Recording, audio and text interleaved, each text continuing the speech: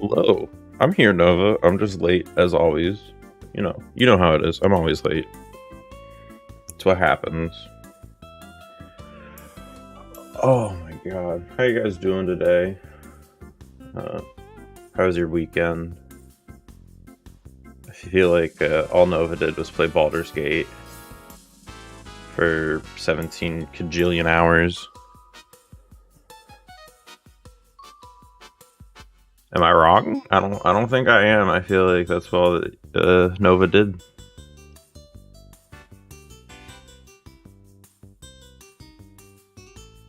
But regardless of teasing Nova, hey Ashi, how's it going? I think today we're gonna start out with figuring out what my favorite Pokemon of all time is. For each typing. And then we are going to do a shiny hunt challenge in Pokemon Violet. And maybe watch some videos and just hang out, It should be a good, fun stream. It's going to be a little shorter, probably only like 2 or 3 hours, but it should be a lot of fun. I have a lot of editing to do, and I've been telling myself I'm going to do the editing. And if I stream for too long, and I won't edit, so you know how it is. I'm doing pretty good. I'm excited for this week. I have a lot of goals for this month. I'd like to try to hit 1,000 subscribers by the end of this month. So, it's really going to be a grind for the next couple weeks. But I guess we'll just get started. Just get right into it with ranking my favorite Pokemon. So this is a really cool website where it has all 9 generations and every typing, the gimmick forms, legends, and then your overall favorite. And I feel like it's going to be a lot of fun to go through. I really did not play Gen 6 or 7. So those Pokemon are going to be a little foreign to me. But I still know a lot of them, so hopefully it's not too jarring. But let's get right into it. Let me just real quick check my audio levels. Perfect. All right. So, Generation 1. I'll be honest, I never played Gen 1, like the original Gen 1. My older brother had Pokemon Blue, I think it was. And I watched him play a little bit of it, but like I never played it. My first time with Gen 1 was the Gen 3 remakes, Fire Red and Leaf Green. But oh my god, I love those games. So let's get into it. And it's really cool. It has all of these, so our favorite normal. What's going on, Nova? Okay, so it's either gonna be Ditto or Snorlax. So we are going to be ranking all of our favorite Pokemon from every generation based off of their type, and then the legends and gimmick forms to figure out what my favorite Pokemon of all time are.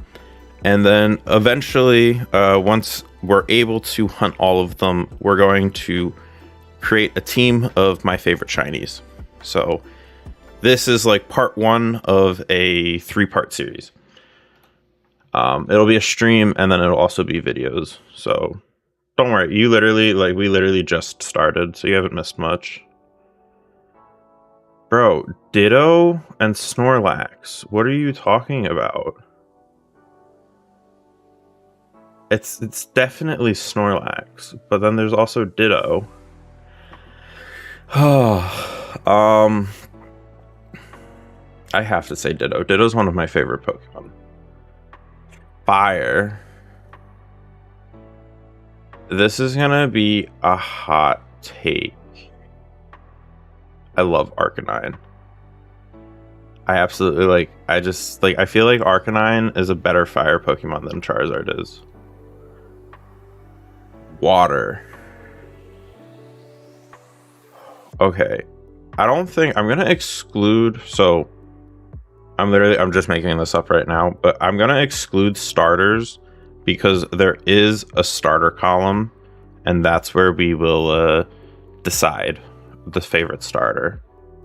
Yeah, Arcanines are the best, but so like we're gonna exclude starters. Favorite water Pokemon.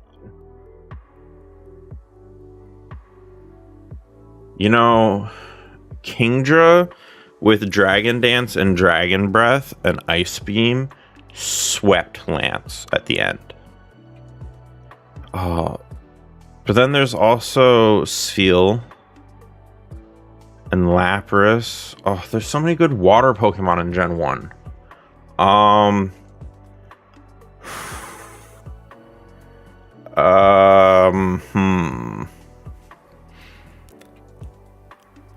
You know, I gotta go with Gyarados.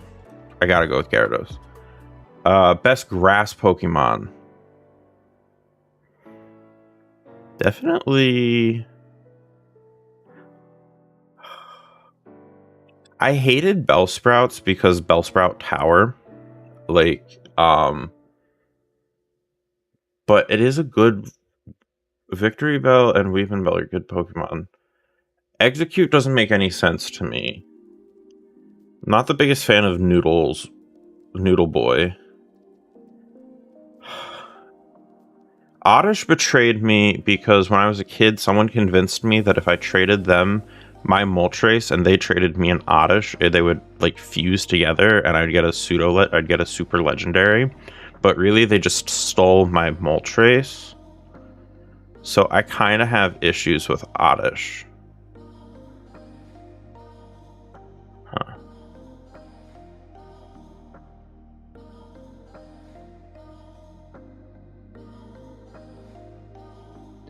So I'm gonna go with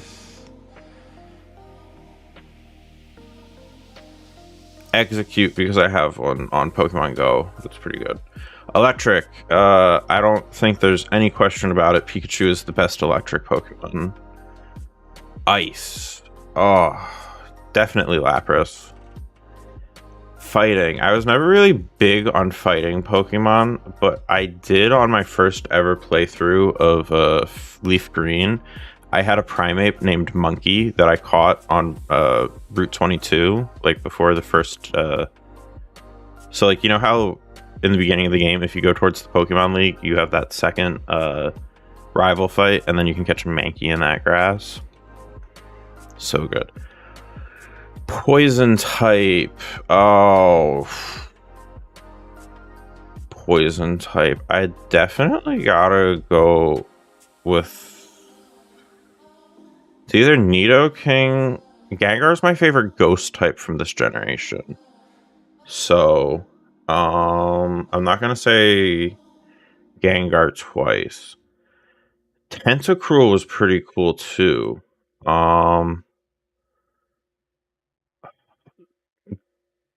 Crobat.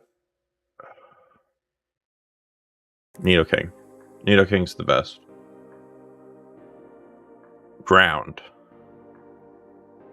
Zubat or Beedrill? Really? You know, I think Nidoking. Ground. Favorite ground is definitely Diglett. Flying.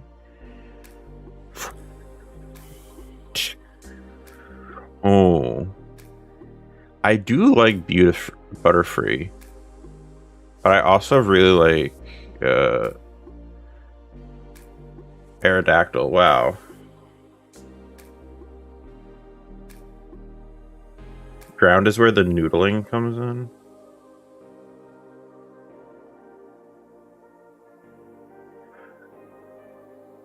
Oh, you're right.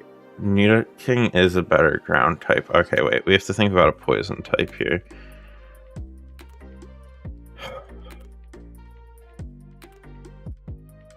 Alright, hot take. I'm scared of bees because as a kid I got attacked by bees, and the Mega is pretty cool. Flying. Definitely Golbat. Psychic. You know it's gotta be your boy Abra. Bug. Pinsir is still one of the coolest Pokemon and deserves an evolution. I really hope he gets one in Scarlet and Violet DLC. Rock.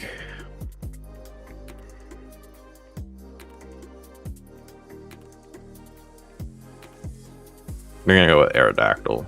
Ghost is easy. Dragon.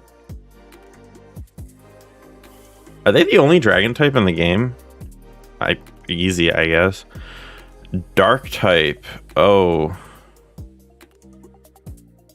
Were there no dark types in the original gen? If not, I guess you gotta go with Missing No. Steel, Magmite is cooler looking. Fairy. I always liked Clefairy because the sprite for Clefairy looks like it's flipping people off, which I always kind of thought was funny. Favorite starter.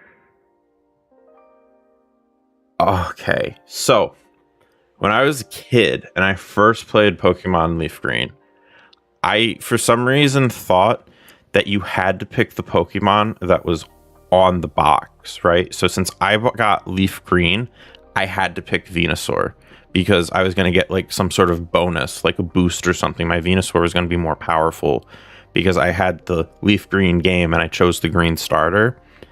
So Bulbasaur has always just kind of had a special place in my heart. Gimmick form. Gen 1 didn't have gimmicks though, but I mean, you can't beat Mega Gengar. Favorite legendary is easy. Mewtwo is the GOAT. Favorite overall, my boy Gengar. Ooh, okay. Yeah, I feel happy with that. Gen 2.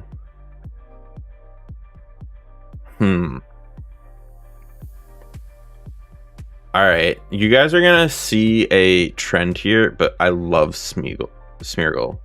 However you Smeargle? Yeah, Smeargle. Best fire Pokemon in the game. I'm not picking a starter. And I'm gonna have to say Entei. Best water, definitely Wooper. Grass. You know, you think Lancerin? Oh shit, you're right. Lancerin is a good water Pokemon, but I like Wooper better because Quagsire is going to be my ground. I love the Wooper Quagsire Pokemon. I always kind of thought that Sunkern was funny, but Sunflower, none of these are good. I used Blossom a lot in my playthrough.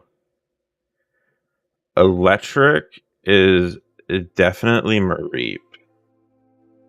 Ice, ooh, Snooble. Heracross is such a good Pokemon. I love its shiny. Crobat is the only option there. If you want to fight with me, fight with me. But Quagsire. Flying.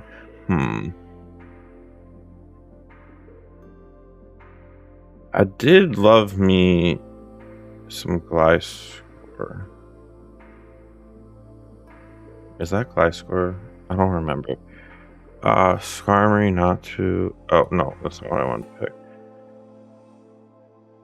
Oh, but Noctowl. Hoot Hoot.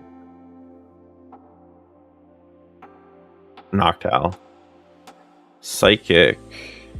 Espeon. Bug. I really liked Archeodops. Rock.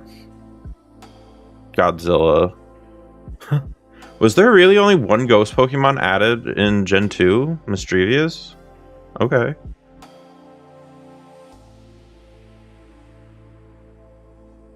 Huh. Dark type Umbreon. Steel. Scizor. Fairy. Togekiss. Yeah. Starter. It's between Cyndaquil and Totodile. I think I like the Hisui and Cyndaquil line better. So let's go with Totodile. Gimmick form, Mega Ampharos is the best looking, and it becomes a dragon type, doesn't it? Legendary, we gotta go with your boy Ho-Oh. Oh, favorite overall of Gen 2 is Wooper. He's so cute and little, and they gave him a regional form, and I like that the shinies are like mirrors, in Gen 8, no, in Gen 9, shiny Paldean Wooper just looks like Kanto Wooper or Johto Wooper, which I don't know. I like that. It's like kind of fun. All right, Gen 3. You got to go with your lazy boy slack off. Fire. I loved Camerupt, but I also liked Torkoal. Torkoal is a good Torkoal. Water. My boy Spheal. My boy Breloom. Gen 3 is probably the generation that I've played the most of. I didn't like any of the electric Pokemon in this generation, but electric... Fight Me, Spheal is one of the best Pokemon. Breloom again. There's going to be a lot of overlap here. I know what my favorite Pokemon from this gen are. Roselia, Flygon, Dark Lugia, Altaria. Psychic is Glade. Bug is definitely Ninjask. I love Aeron. Duskull. Rayquaza, no question about that. Dark type. Oh, Absol. Steel. Oh, Mawile, Metagross. Fairy, we're gonna go with Ralts. Starter, Mudkip. Gimmick form, Mega Rayquaza. Legend, Shadow Lugia. Favorite overall is either Spheal or Ralts.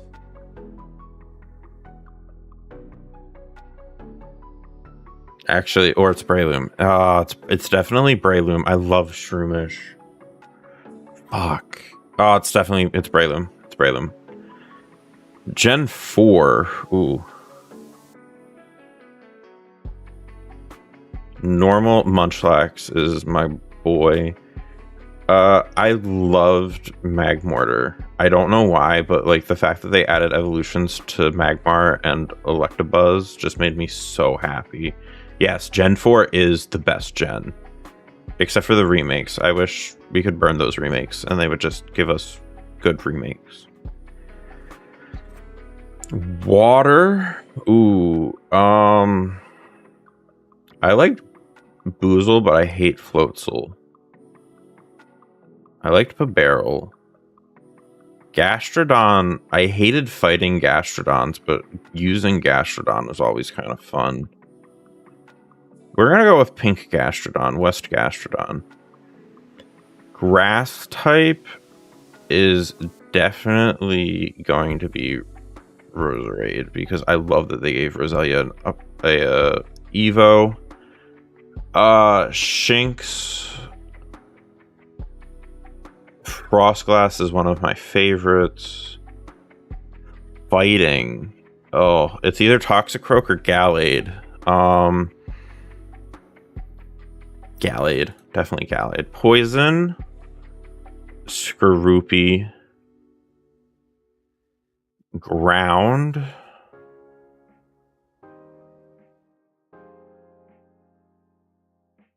Gliscor. Am I saying that right? Gliscor. Yeah, what? Okay, wait, I'm embarrassed now because I almost picked its pre-evo. Gligar, no, Gliscor. Gliscor is, I like Gliscor. Good Pokemon. Flying. Drifloon. Oh, so many good Pokemon. Definitely Drifloon. Psychic Pokemon. Can I change my... I'm changing my answer. Fighting Pokemon, we're gonna make Railu. Psychic Pokemon, we're gonna make Gallade. Bug, I hated the bugs, but Combee is cute. Big Shield Boy is best boy. Ghost, Dusknoir or Shadow Spiritomb? Dusknoir. Dragon, Garchomp. Dark type, Honchkrow. Steel.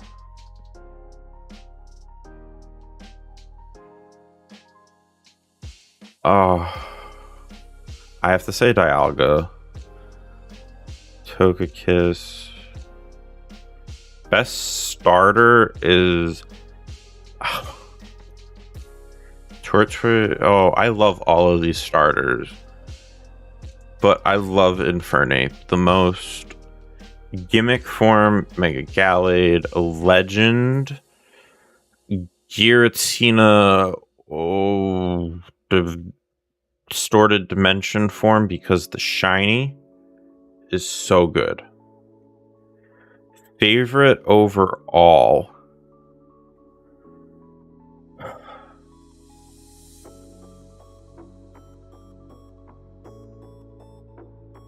Also, this is like not competitive or anything. This is literally just like Pokemon that I like to use, which is why your boy Munchlax is in for the win. All right. Now, Gen 5 through 7 are kind of the generations that I did not play a lot. So I know these Pokemon the least. I hate Patrat from the attempt at the white Pokemon White Ironmon. Ugh. Alright, if I had to choose a normal Pokemon from this, I'm probably gonna go with Rufflet. Stoutland, whatever that is. Fire.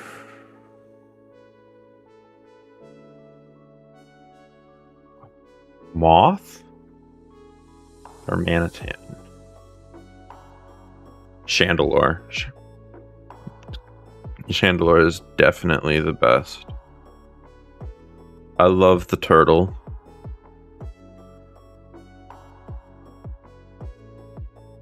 Amoonguss. It's either Zebstrika or Electros. Electros.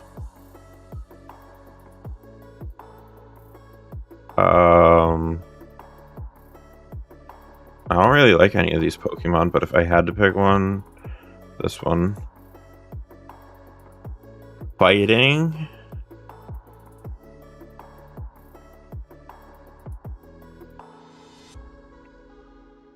Second.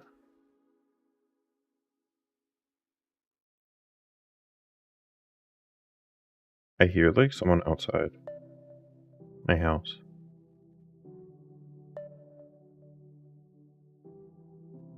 Oh, favorite fighting Pokemon? Yeah. Poison. This guy. Ground type? Crocodile. Flying. I love Noibat. Not Noibat. Swoobat. Swoobat is a fun Pokemon. Psychic. Okay, wait, why can't I remember the name of this Pokemon?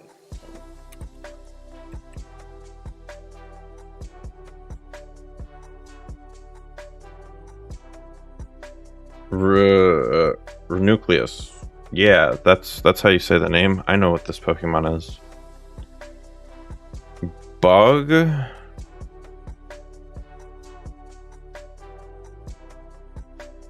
I remember him being really fast. Rock type. Fossil bird. Ghost. I like Cophagrigus, but I also like Golurk. And I already chose Chandelure. I'm gonna go with Golurk. Dragon. Shiny Haxorus looks pretty good.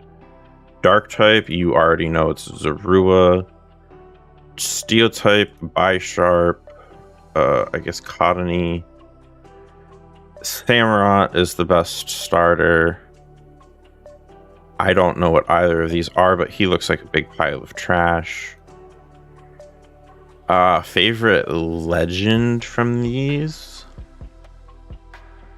Oh, I don't know what the best legend is.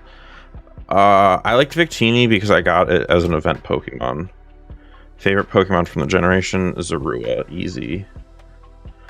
Gen 6. I don't recognize half of these Pokemon. Retroragi.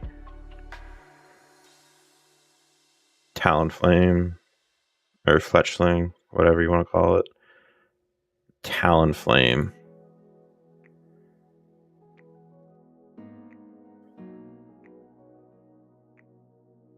Barnacle. Clawitzer? Clawitzer is a pretty cool Pokemon. But isn't it Barnacle?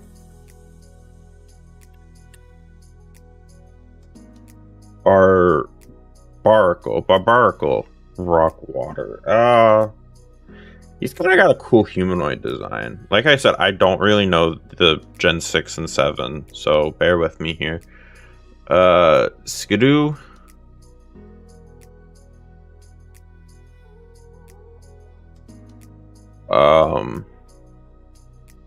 Hofflight. This thing, because they just added it to Pokemon Go and people have been shiny hunting it, and its shiny looks really cool because it was the first time I ever saw it.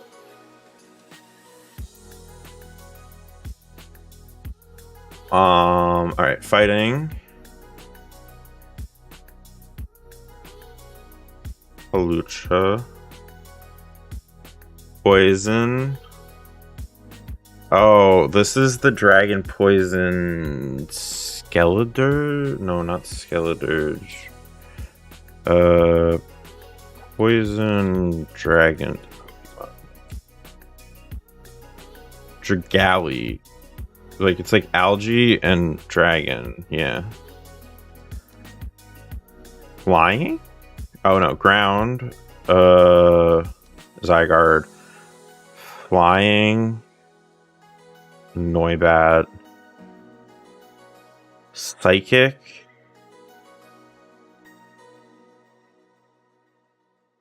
Mega Galid. Bug. Mega Scizor. We're doing megas in here.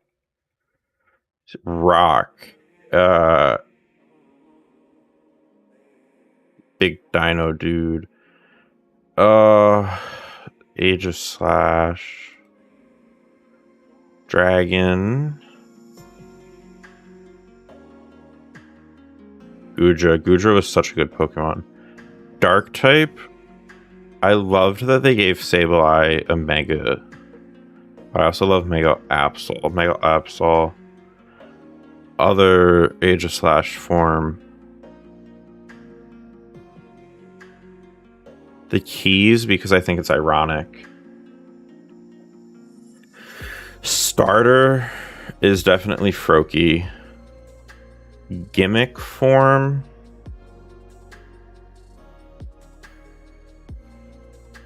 It's either Mega Altaria or Mega Gengar. Mega Rayquaza. Legend. Oh. Mega Gengar. Legend. Mega Rayquaza. Favorite of the group. Oh. This is hard. This one's actually hard. It's definitely Aegislash. No. Is it? It's either Aegislash or Noibat. Aegislash. Okay. Gen 7, which I know even less about. Type null. Beware. Beware is kind of terrifying. I like Beware. Fire type. Alolan Marrow. Water type. What? Rangu? Gilpod? Oranguru? What are you talking? What? Best grass Pokemon? What are these things? Anchor Pokemon. What? I've never heard of this thing before. Delmise? Sea Creeper Pokemon? What? See, is a grass ghost. The anchor demise throws can smash even the hardest. I've never seen this Pokemon before.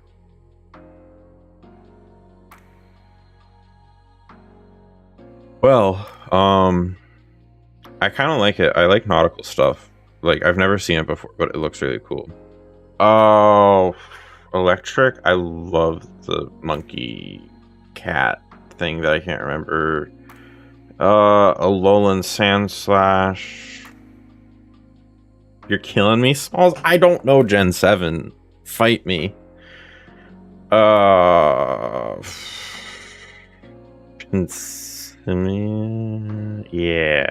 Oh, I don't remember these. All Gen 7 Pokemon.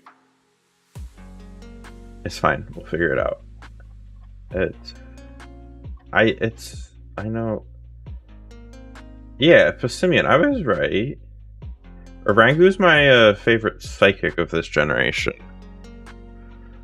Poison. Slandit. Ground is Sandygast. Sandygast is probably my favorite from this generation. Flying. We'll go with Toucan Sam. Oranguru. Bug. Vilcavolt. Rock type. Dusk form Lycanroc. Ghost. Palisand. Dragon. Good Boy Zygarde. Dark. Oh.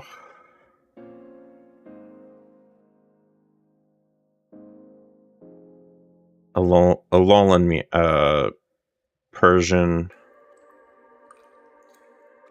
Steel. Alolan Diglett. Fairy. Mimikyu. Starter. Rowlet. Gimmick form. Alolan Executor. Legendary. Good Boy Zygarde. Favorite overall. Oh, this is where it gets hard. Steelix Solgaleo? No. I didn't really play these games, so like I don't really have any attachment to the legendaries. Favorite overall is Sandygast. Oh, have you guys noticed a theme yet? All right, this is a generation that I do know, and it is including Hisuian Pokemon. So this is going to be interesting. We all know Hisuian Zorua, I mean. Fire. See, I feel like this isn't fair because I'm going to take so many of the Sword and Shield Pokemon, and I just like the Hisuian forms better. Hisuian Growlithe. Water.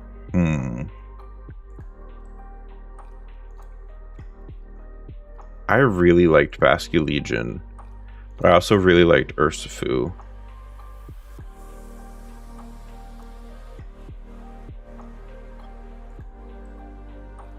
Blue Basculegion.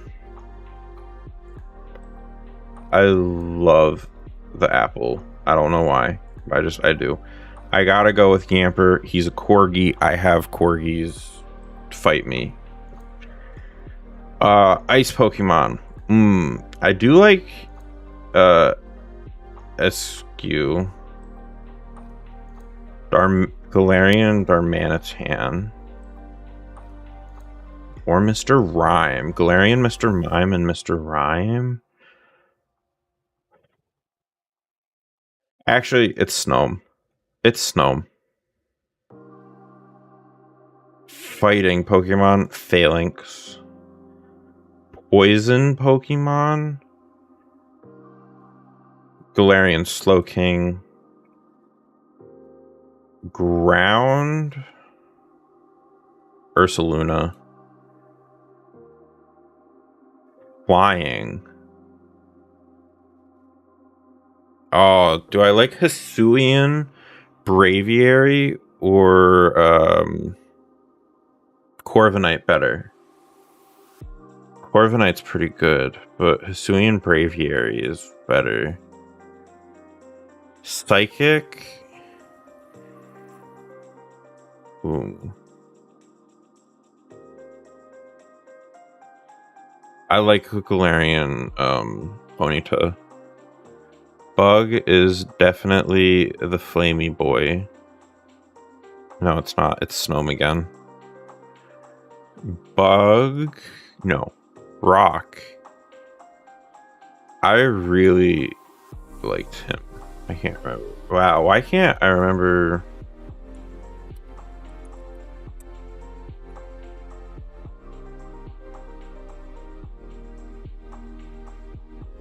Cleaver. Wow, why? That's embarrassing. I couldn't remember Cleaver. Corsola.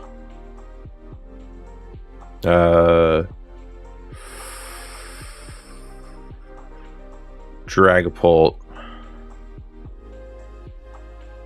Overquill. Hisuian Meowth. Grimmsnarl.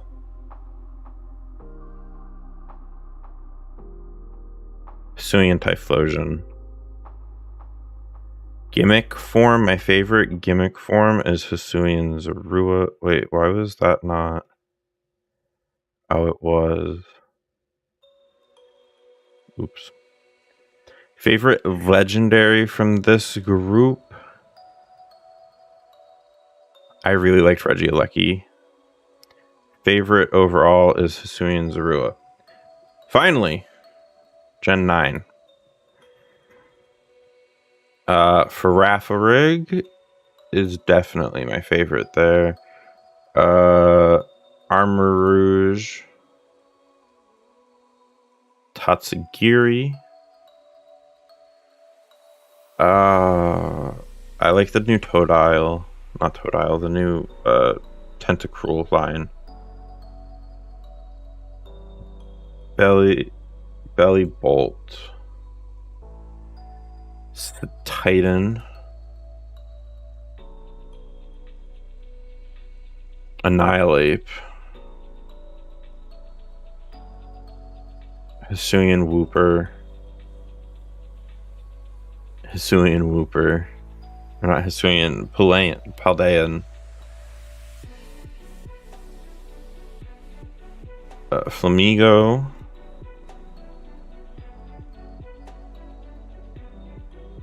Screamtail. Tarantula. His shiny is so good. Knackley.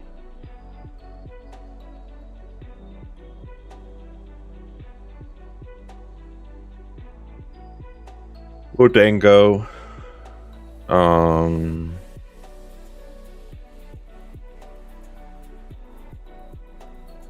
I forgot Tatsugiri was a dragon type. I really like Walking Wake though. I gotta go with Yellow Tatsugiri. Dark type. I like Mobastiff. Steel type, Tinkaton.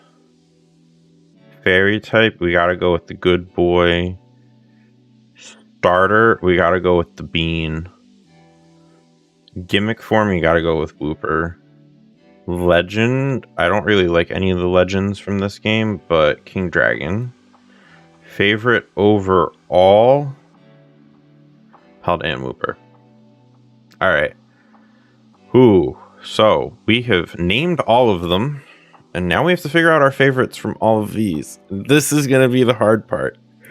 Because first up, we have our normal types, which has Ditto, Munchlax, and Hisuian Zorua, which are 3 of my favorite Pokemon.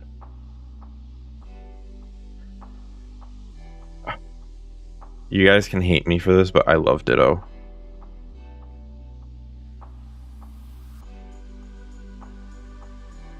I love Ditto. Oh. Best fire Pokemon of all 9 generations has to be Arcanine. The best water has to be Spheal. Has to be Breloom.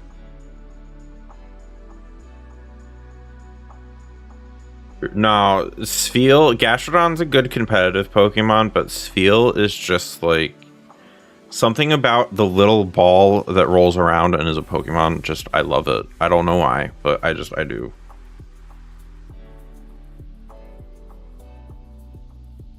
It's either Shinx or Mareep. No, it's Yamper. Yamper for the Corgis.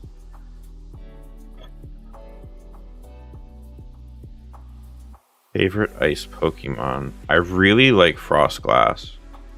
But I also really like Snow. And I really like Swinub. And Sandslash and Titan. Wow, there's a lot of really good ice Pokemon. Frostlass. Fighting. Annihilate has become one of my favorite Pokemon. Poison. Crobat, no question. Ground, Sandygast, no question. Flying, Altaria, no question. Psychic, Gallade. Bug, Snom. Rock, definitely. This one's harder. Why is Rock so much harder?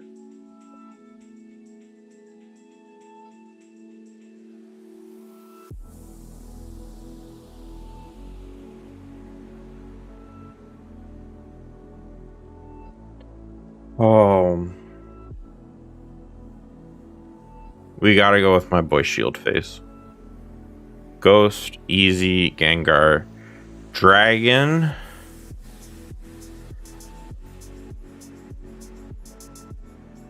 Like fight me. No dragon is better than Rayquaza. Dark Pokemon, normal Zorua. Steel. Aegislash. Fairy.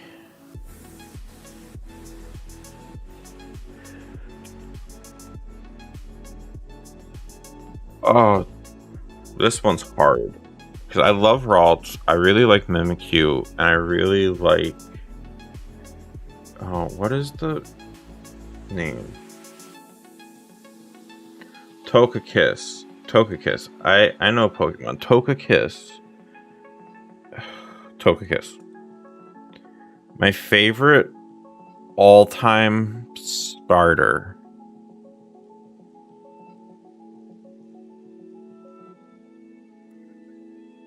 Is Mudkip. Easy Mudkip. Favorite gimmick form, Mega Rayquaza. Favorite legendary will always be Shadowlugia from XD Gale of Darkness. Favorite. What do I do with a favorite? Oh my god, I don't know, bro. Shit, I don't know.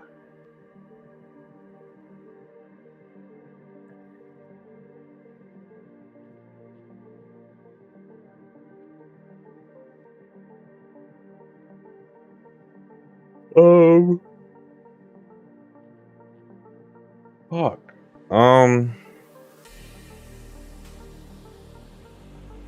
Zorua. That's it. Wow, those are my favorite Pokemon. I think we can get them all. We can, let's do more, I guess. Favorite regional bird, Talo. Favorite regional mammal, Bidoof. Favorite regional bug,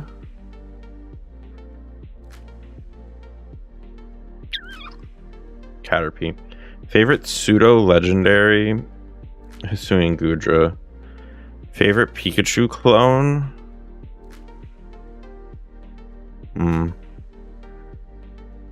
Hat Pikachu. Favorite evolution is Tronky Eevee. No, it's Umbreon. Favorite fossil,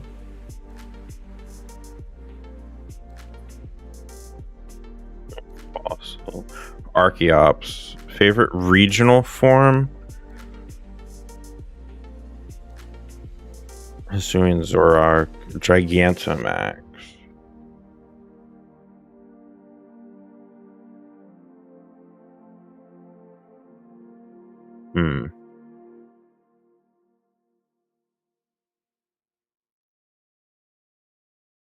Gengar. Baby Munchlax. Box Legendary. Batalugia Mythical.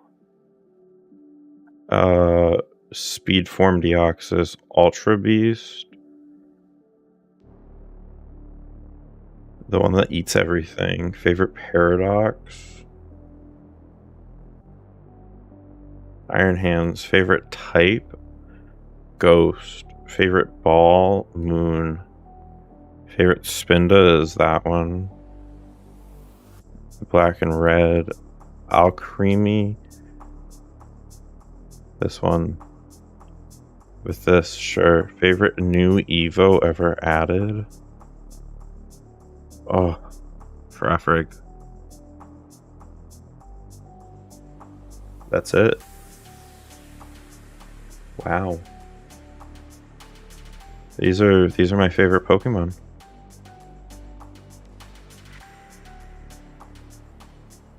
Cause like look at how good that is. And look at how good that is. And that. And that. And that. And that. What?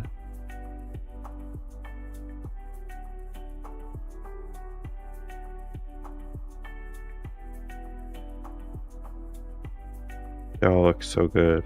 Except for some of them. Some of them look really bad. Some of them look really good. Oh. And that's it. That's my favorite. Cool.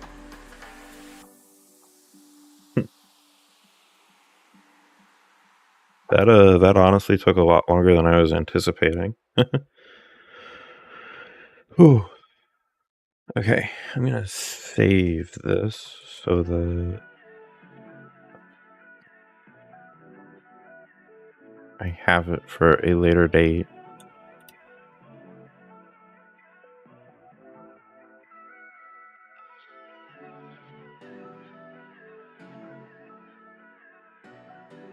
Cool. All right. And now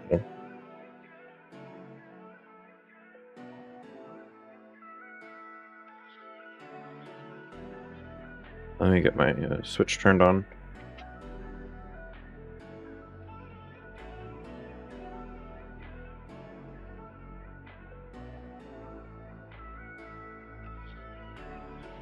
What the fuck? What's going on here? Why isn't my Switch turning on?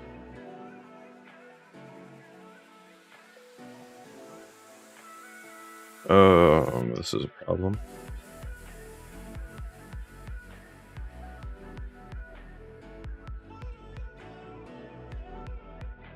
Give me a second here. I don't know why my 4K capture utility is not working. This is so weird.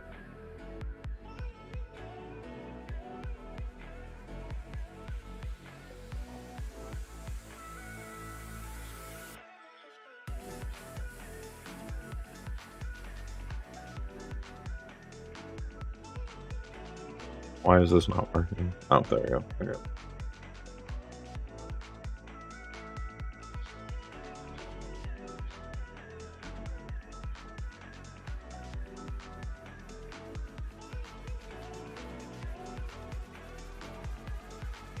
All right. Oh wait. There we go.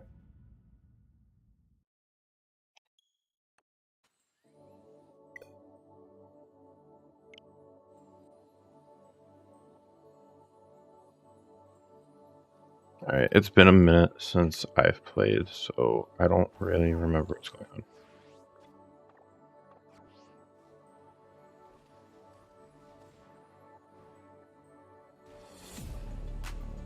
Oh, Clawitzer is in this game.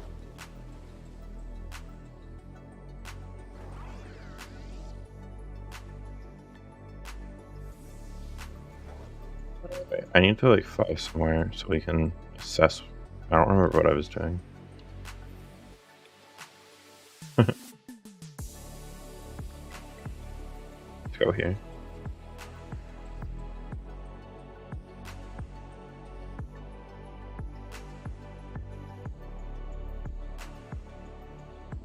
Alright, so if I remember correctly, yeah.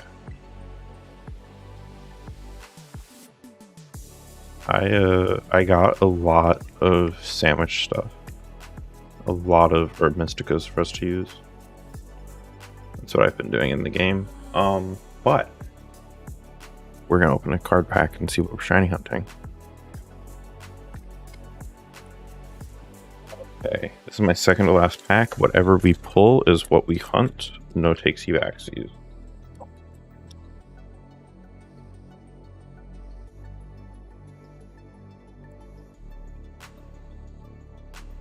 If I could ever open the pack.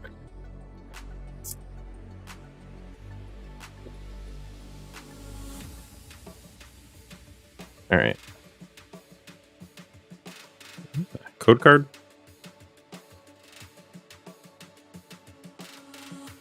Rockruff. Ami. Larvitar. Dino. Raichu. Gothitelle. Artivax. Choice Band. Fridgebacks. Garnackle. And Energy. Garnackle. Oh. Okay. We're gonna have to hunt a Garnackle.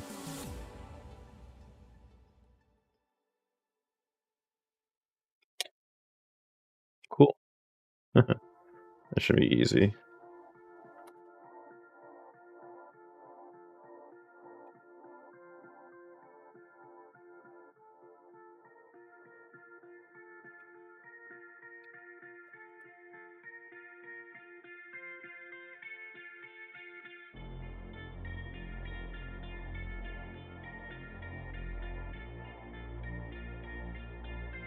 Alright, and then let me just card again.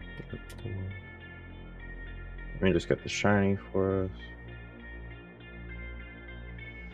Alright, and it's a completely rock type, so that's pretty good for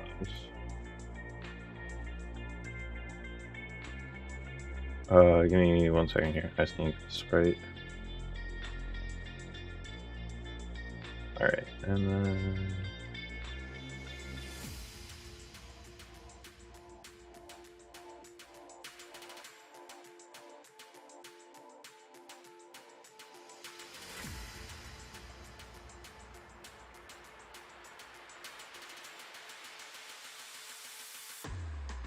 Perfect. And then let me get the timer.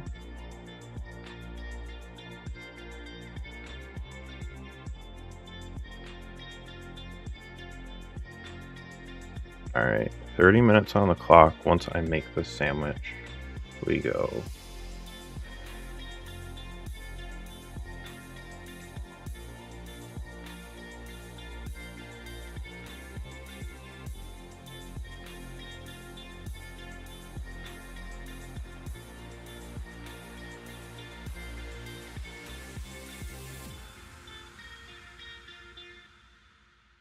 Alright, so there's a spot we can go to.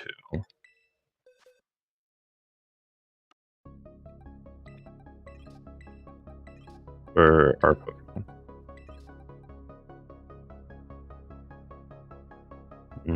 We might bring him.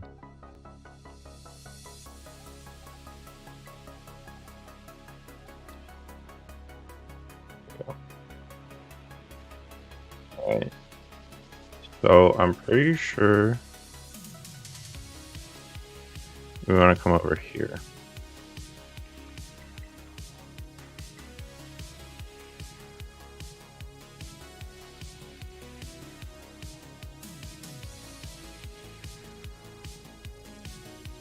Yeah, so we want to go over that area, and then it looks like a sandwich has jalapenos and 2 salty herb Mr.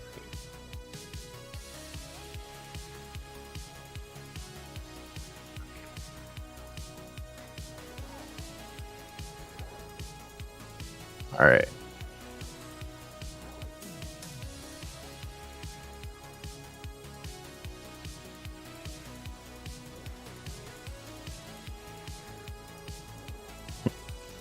I'm still waiting to get like a lucky random shiny.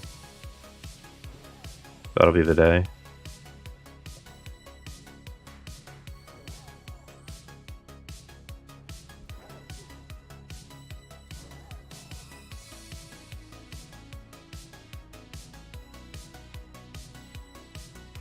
Alright. I don't think I've... Actually, no, we did hunt for shiny Nacli once before. So we'll have to see. Oh my god.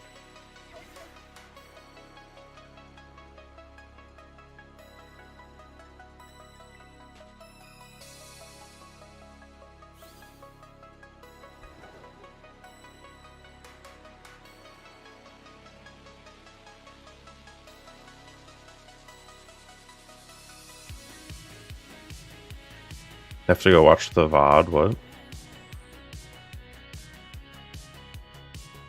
Oh, no, you're all good. We finished the ranking, and now I'm trying to remember, there's a spot over here. I think it's right here. Yeah. Perfect.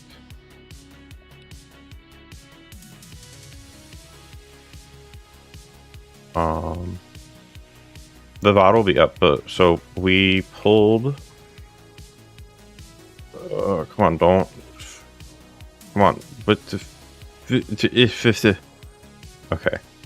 We pulled this, Calo Gargankle. So we gotta shiny hunt it. We're gonna give ourselves 30 minutes once I mix the sandwich. I haven't played this game in a couple days. I was just doing raids, so I'm like not very well practiced at the moment.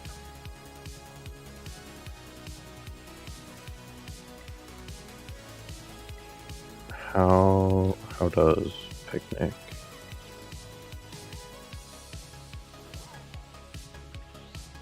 There has to be a spot here where I can like picnic.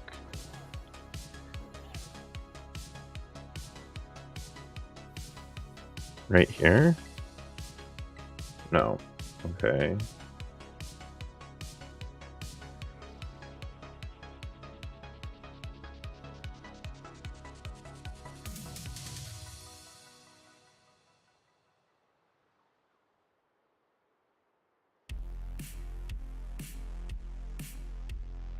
Am I like in the wrong area?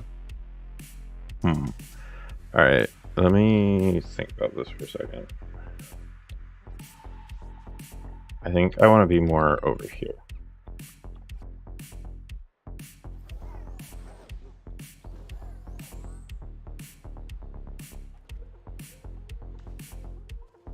You played so much Baldur's Gate this weekend.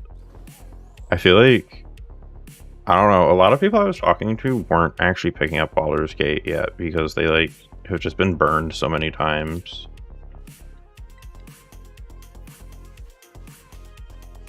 Why would you start 4 different playthroughs at the same time? I feel like that's crazy. I could never do that. I struggle to play more than one game at a time, and even then I forget to finish them. Oh, you play with a lot of people? That makes sense then.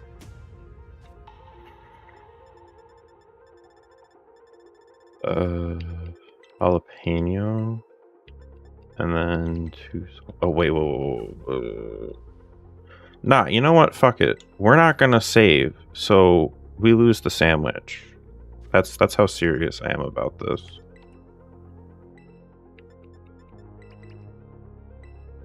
We're gonna use Sunrise pick 2.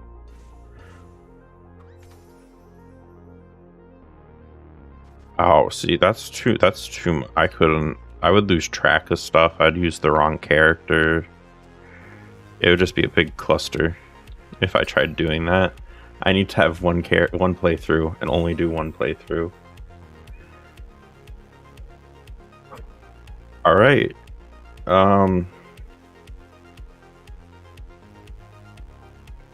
30 minutes to get this card, or else I have to cut it in half. And timer starts now.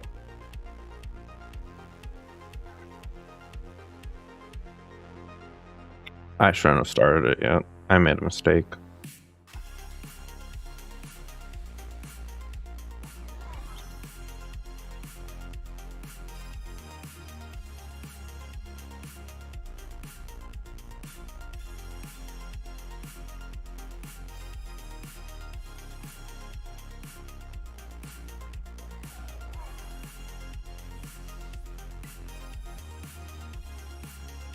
All right.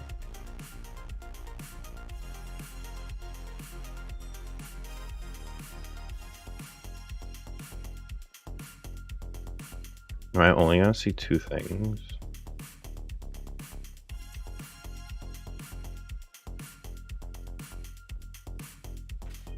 This is gonna be a boring hunt.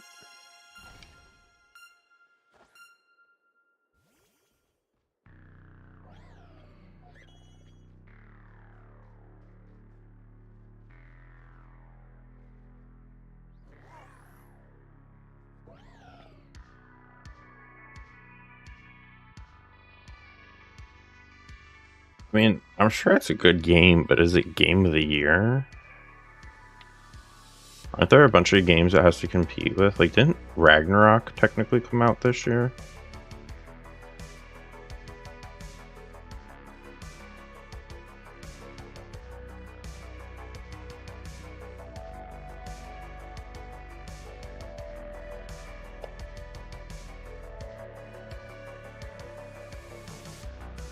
Alright. I don't...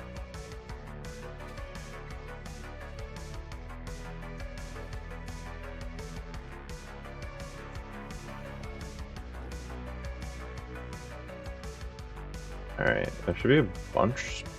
Unless I'm just dumb. So many AAA games. Drew is pissed off at Larian for making such good games easily. Yeah. I mean, I feel like they just didn't think about the money aspect of it. They just made good games to make good games.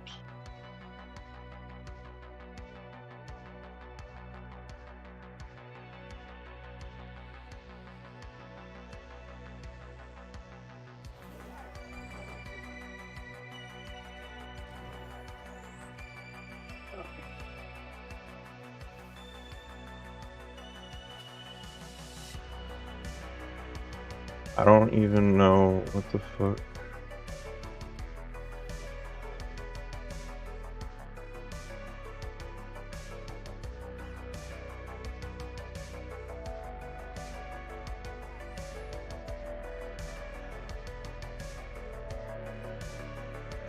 Alright, we just gotta keep going here.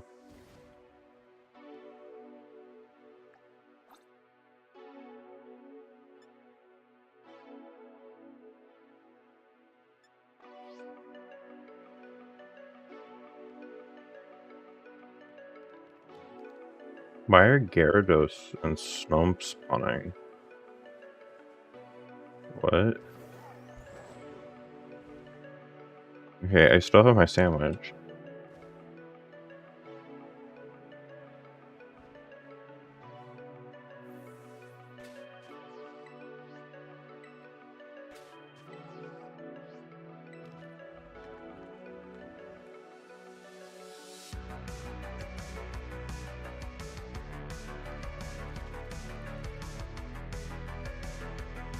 I mean, if you think it's going to be that big, that good of a game, it'll be interesting to see how long it takes if they release any DLC or anything for it.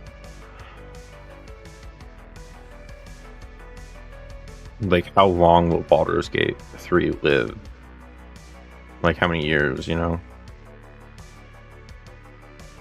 I hope it's a long time, because it seems like it's really popular. I mean, it was the #1 game being streamed on Twitch yesterday on release.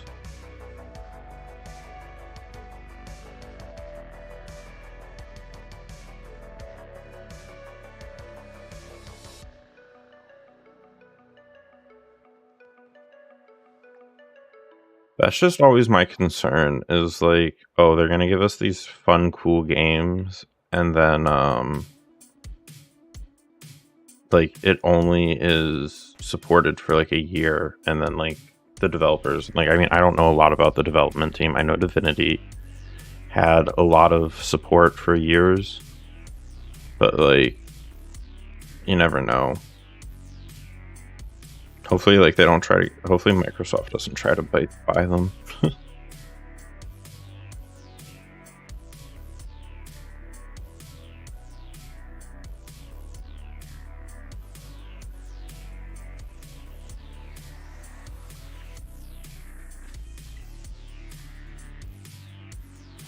Sent you something on Discord. Alright. We're probably gonna watch something after. I want to watch the new Mr. Beast video after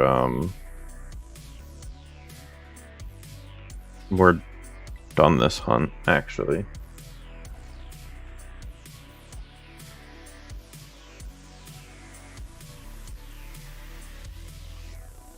Baldur's Gate. Yeah, we can watch that. Yeah.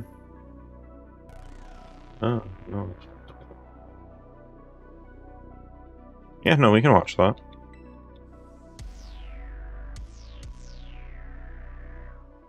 Alright. Come on, little dude. Have a carrot colored body.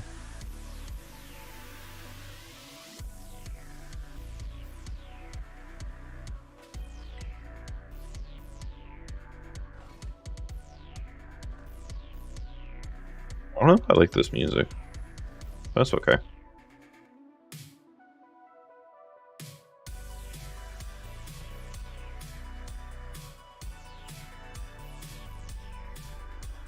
I saw there's like so much weird shit happening lately. Like, Kai Nat got arrested for inciting a riot in New York.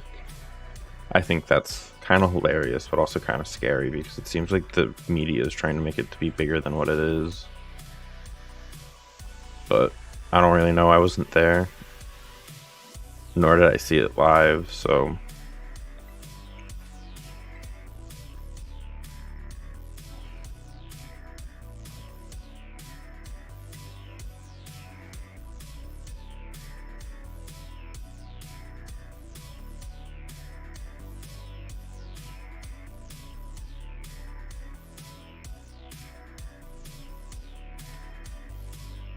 Again, some more spawns. Still no shiny.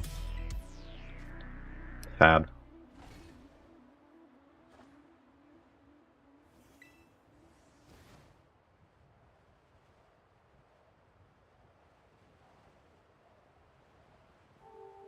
Hmm?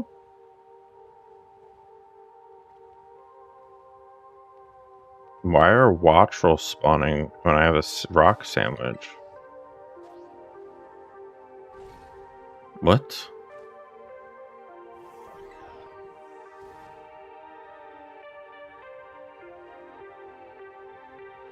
That was weird.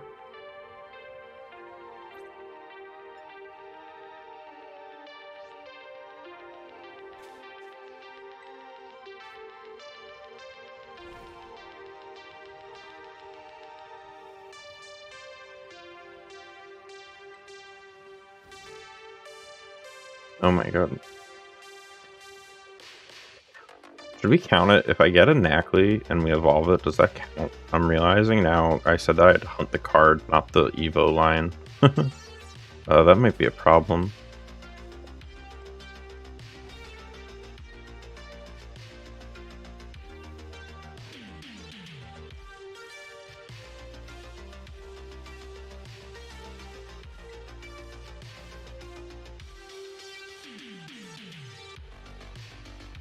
Oh, is that one? Is that? Wait. No. Oh, I'm gonna get my hopes up.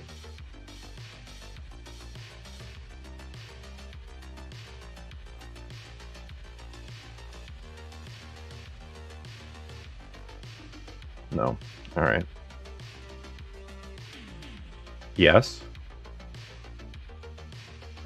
Easy. Easy. Let's go. Not even 10 minutes. Oh, let's get this thumbnail.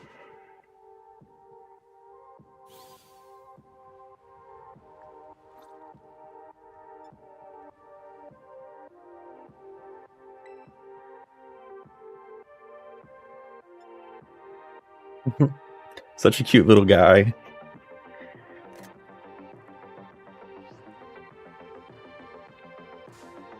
The hunt? Oh no, this isn't BL2.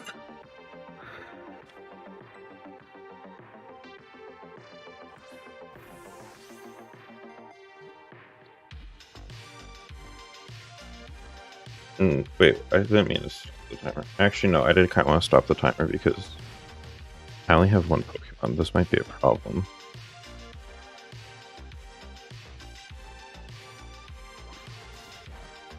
Do not do anything that will hurt yourself, please.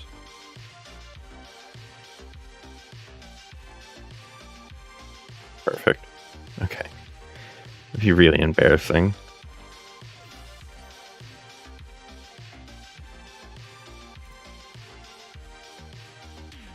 I need to see. I'll update the timer. Let's see if we can catch another one.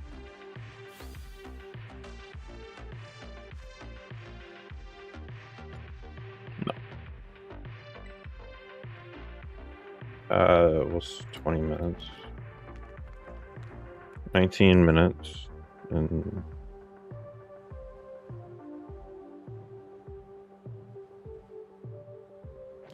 let's go. Okay, there. Now the timers are synced up. I'm realizing you guys can't see the in-game timer, so I shouldn't have stopped the other one.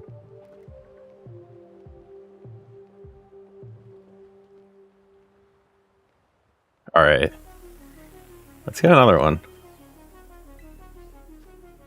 Let's see if we can get the whole line into 30 minutes.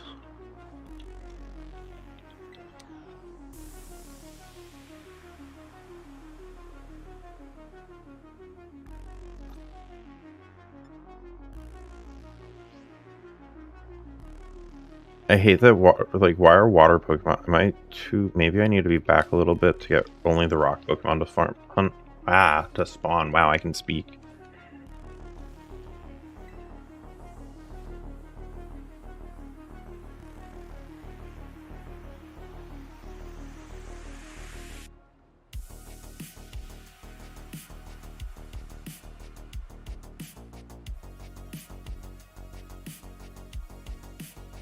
What does the, Oh, okay, I'm taking time away from myself, but it's fine, it's fine, it's fine, it's fine. You.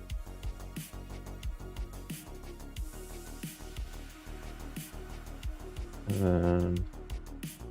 you. This is taking so much time. You. And alt shiny is you. Done.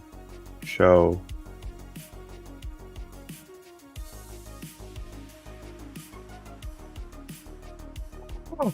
Oh no. There, I can do things. I did things. Now we know what they both look like.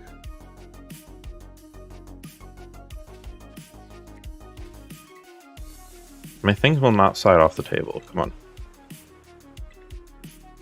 Thinking, you said The Hunt, and it really made me remember that, like, Borderlands 2 The Hunt is going on right now. Like, I'm pretty sure I saw K6 streaming The Hunt yesterday, or this morning, I can't remember.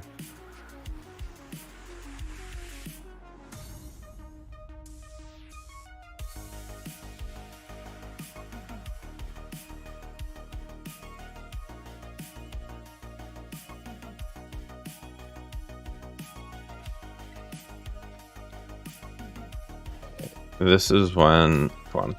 One more? If we could get 3, I'd be so happy.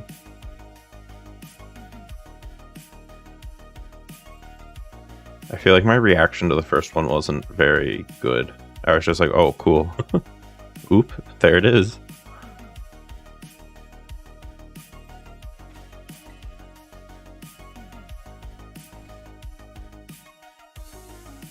I feel like looking nowhere helps more things have better places to spawn. I don't know why, but that is what I believe.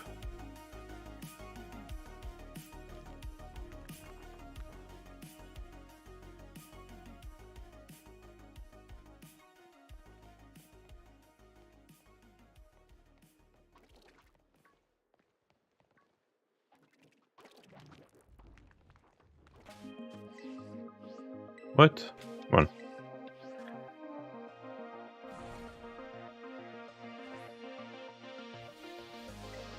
Alright, come on. Sometimes I'm just like, I'm so amazed, like, when I get something, like, in the first 10 minutes, and I'm expecting it to take hours, it can be really jarring, because it's like, oh, what do I do now?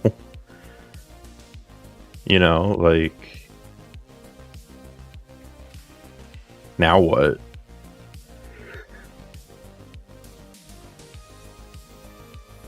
Oh, excuse me.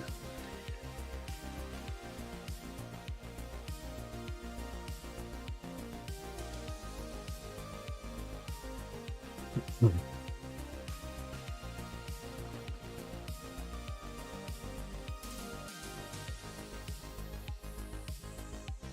my god.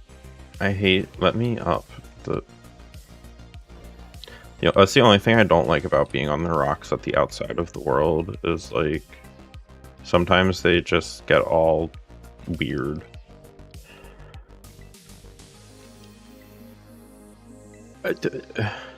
How is there not enough space?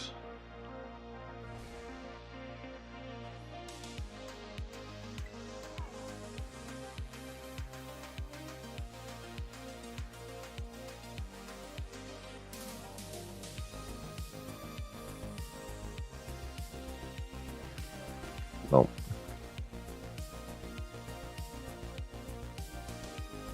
There we go. Let's go. Let's go, boys. That's 2.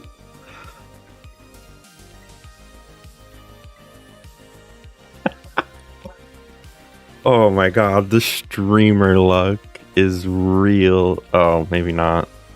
But,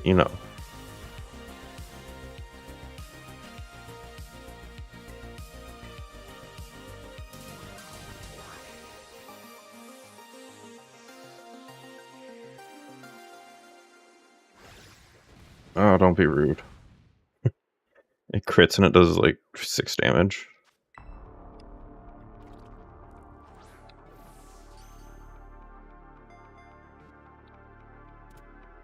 Nice. Crit capture, let's go.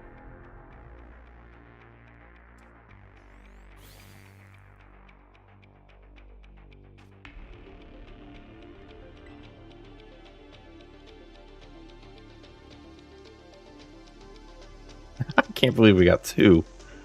Alright. What, 12 minutes to get a 3rd? I think we can do it.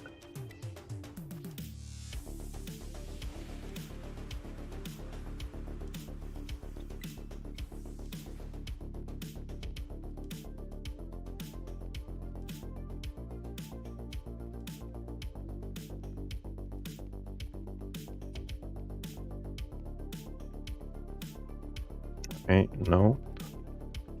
Where'd the rest of them spawn? Oh. No. No. No. Okay. If we get 3 in 30 minutes, I think that'll be the most Pokemon, most shinies I've ever gotten off of one sandwich. Because right now the record is, we're tied with the record of 2. Because we got 2 Shinx when we were hatching eggs for Zorua.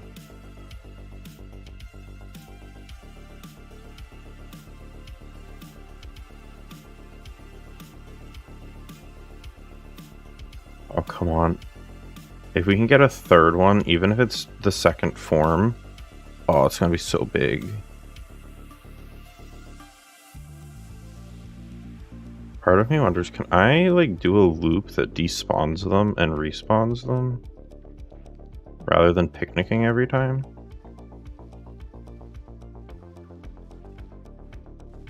That would make life a lot easier. Except these rocks are really hard to traverse.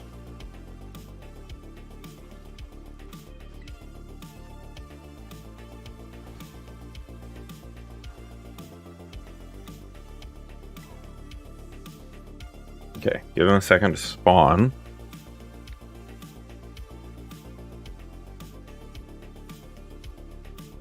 No? Maybe?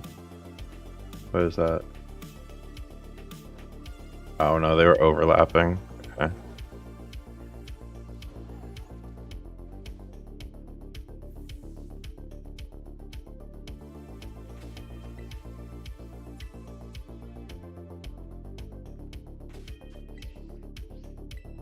My god, why isn't this right here? Sure. Let's go, come on. 9 minutes, 10 minutes, pretty much.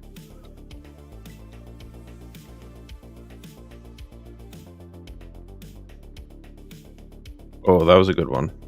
That was a good spawn.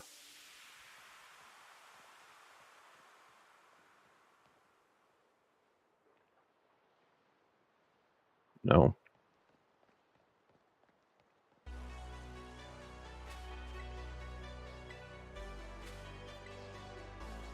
Don't be greedy now. I'm gonna be greedy. I want a 3rd one.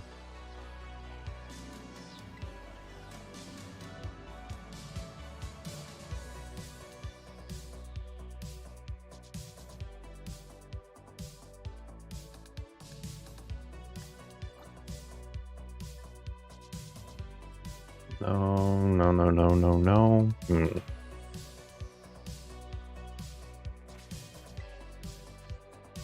We're always greedy here, Nova. You know this. I want a 3rd.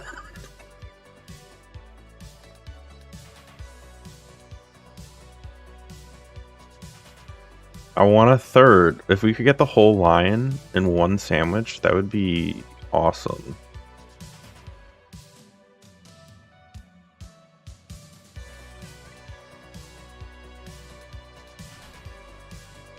I gotta be greedy.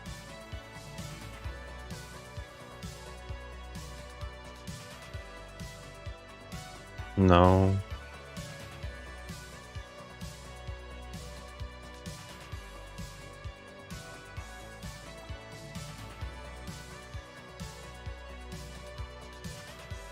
No. Dang, come on. 8 minutes.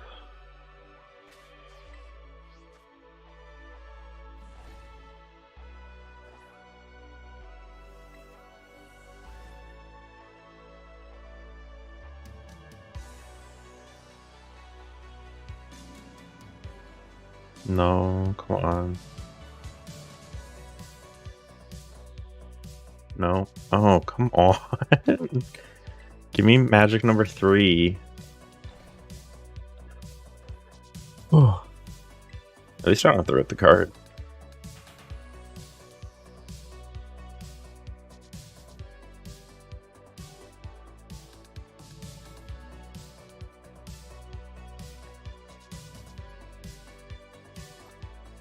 Oh, that was a big dose of lag.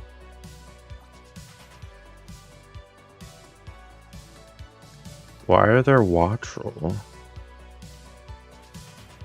That's something I don't understand, is why Wattrel are spawning.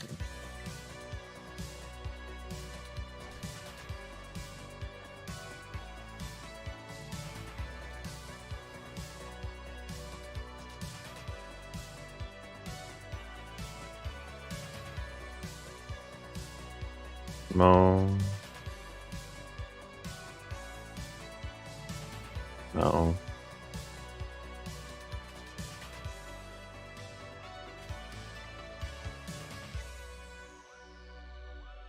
They want to be rock type. The Wattrels are not allowed to be rock type. It doesn't work.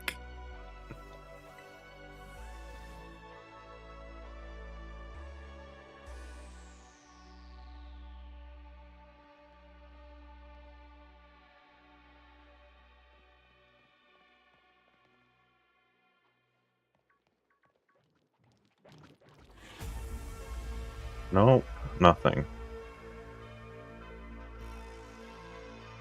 What if I picnic right here? Nope, I can't. Okay. That's rude of them. Picnic up here?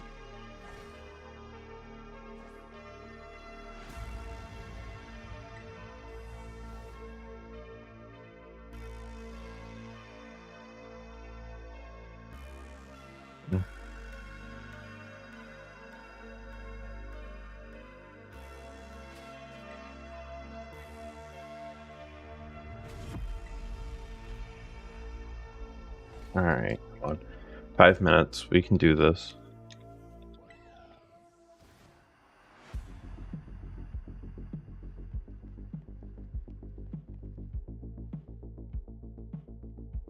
Alright, Gyarados can be a rock type if it wants.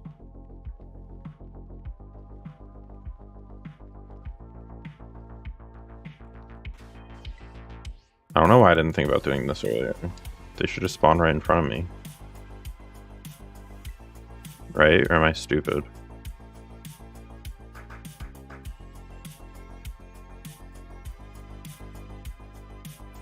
They all just spawned in the water.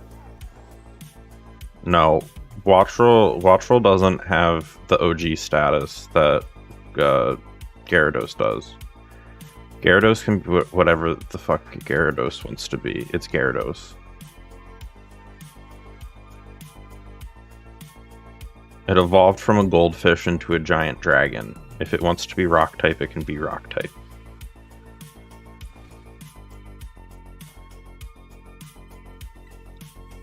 It's called Onix.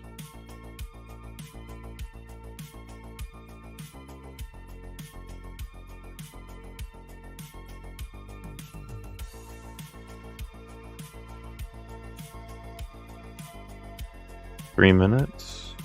Can I do it in 3 minutes? I don't think so.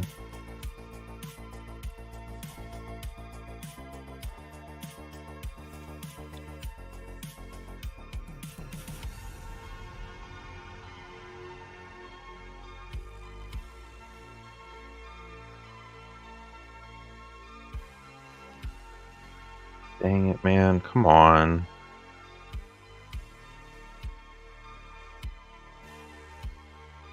Wait. If I look over the water, then nothing can spawn in the water, which means more rock Pokemon spawn.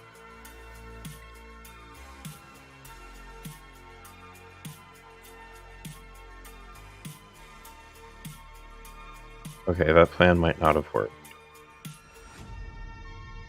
Or maybe it did.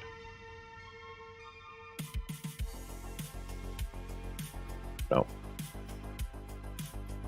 Alright. 2 minutes.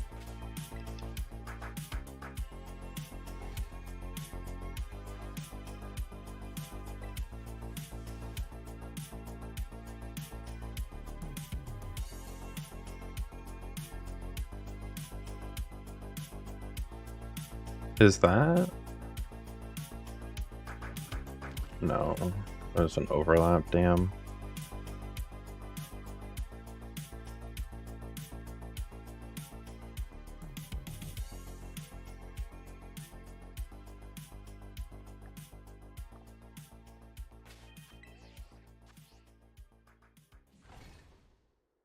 Alright, we have a little extra time because the in-game timer is lagging.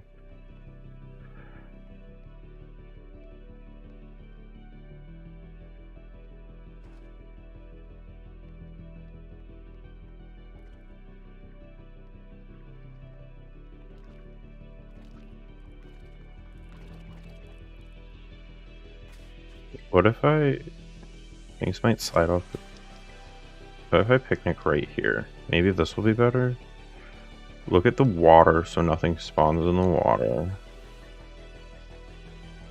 Things are spawning in the water. That's not great.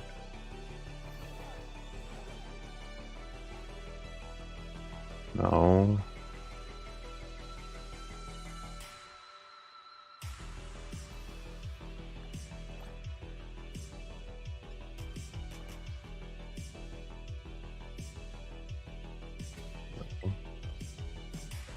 Come on.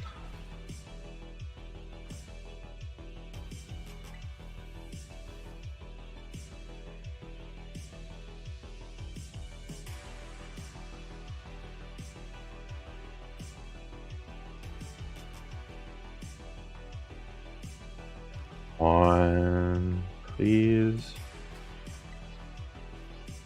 I just need just one more. One more. Come on, one more.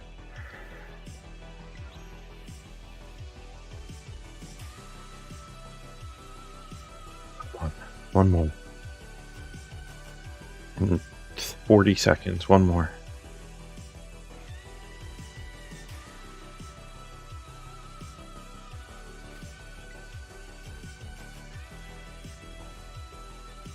Come on. One more. This is our last reset. Our last reset. Come on, come on. Oh. No, it's over. 17 seconds. 17 seconds. It's not over yet. It's not over yet. Oh my god. Oh my god.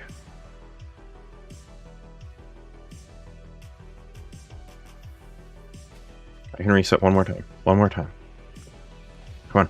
Come on, come on, come on, come on.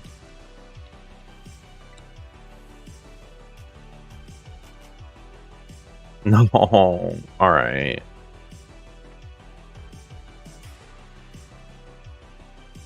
I can't be too mad about that. Dang. Cannot be too mad about that at all. Two of them.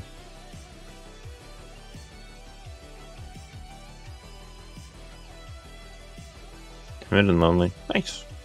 I'm pretty proud of that. I'm not vibing with this music though, I'm gonna be honest.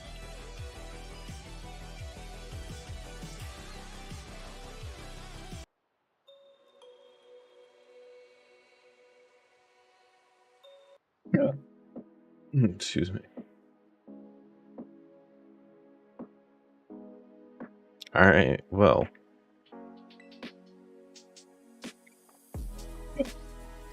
Oh, excuse me.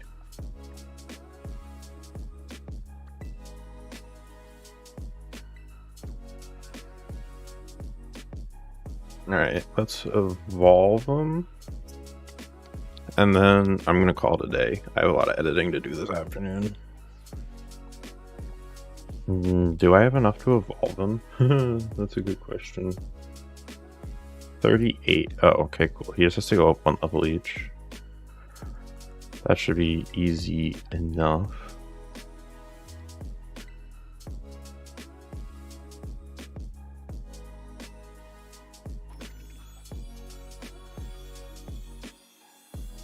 What metal music?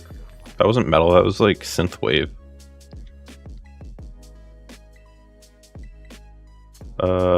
Yeah, you can let him talk here.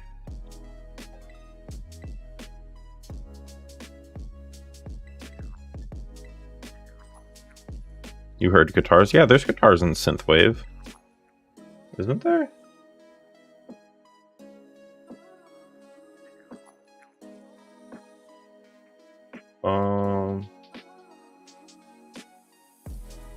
Let me look. Yeah, it was retro synthwave. This music that we're listening to? This is like retro synthwave.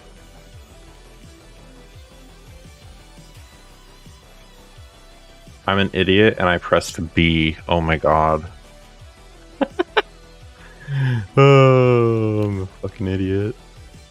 Why did I press B? Why would I cancel that?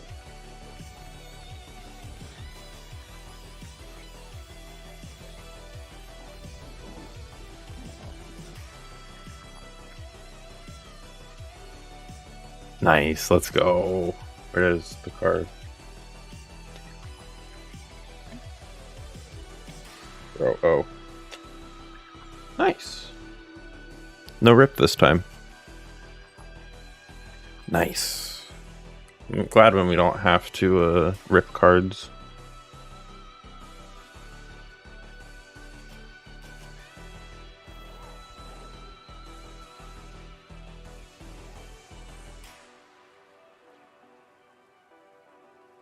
Ooh, that lag. Oh, the lag.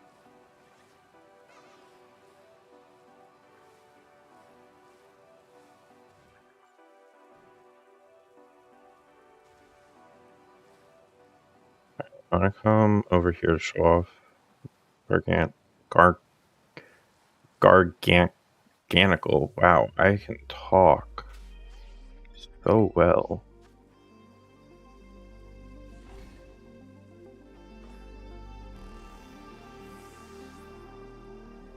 Alright.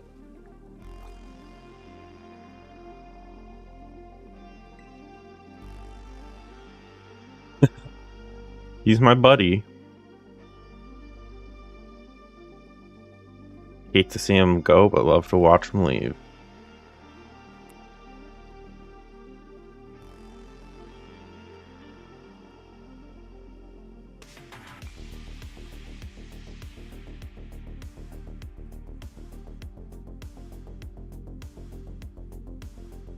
I think that's a good thumbnail. Now I'm gonna take a video for the intro. Nice. Alright. Oh. Okay. That went better than expected. I'm not gonna lie. I really thought we were gonna fail. So I wanna watch the video that Nova sent, and then I wanna watch Mr. Beast Stranded for 7 days.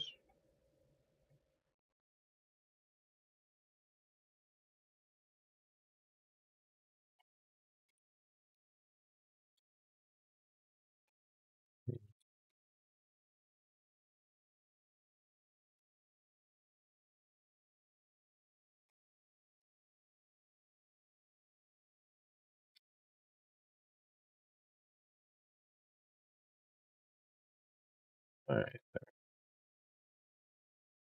Alright. Developers say Baldur's Gate is an anomaly.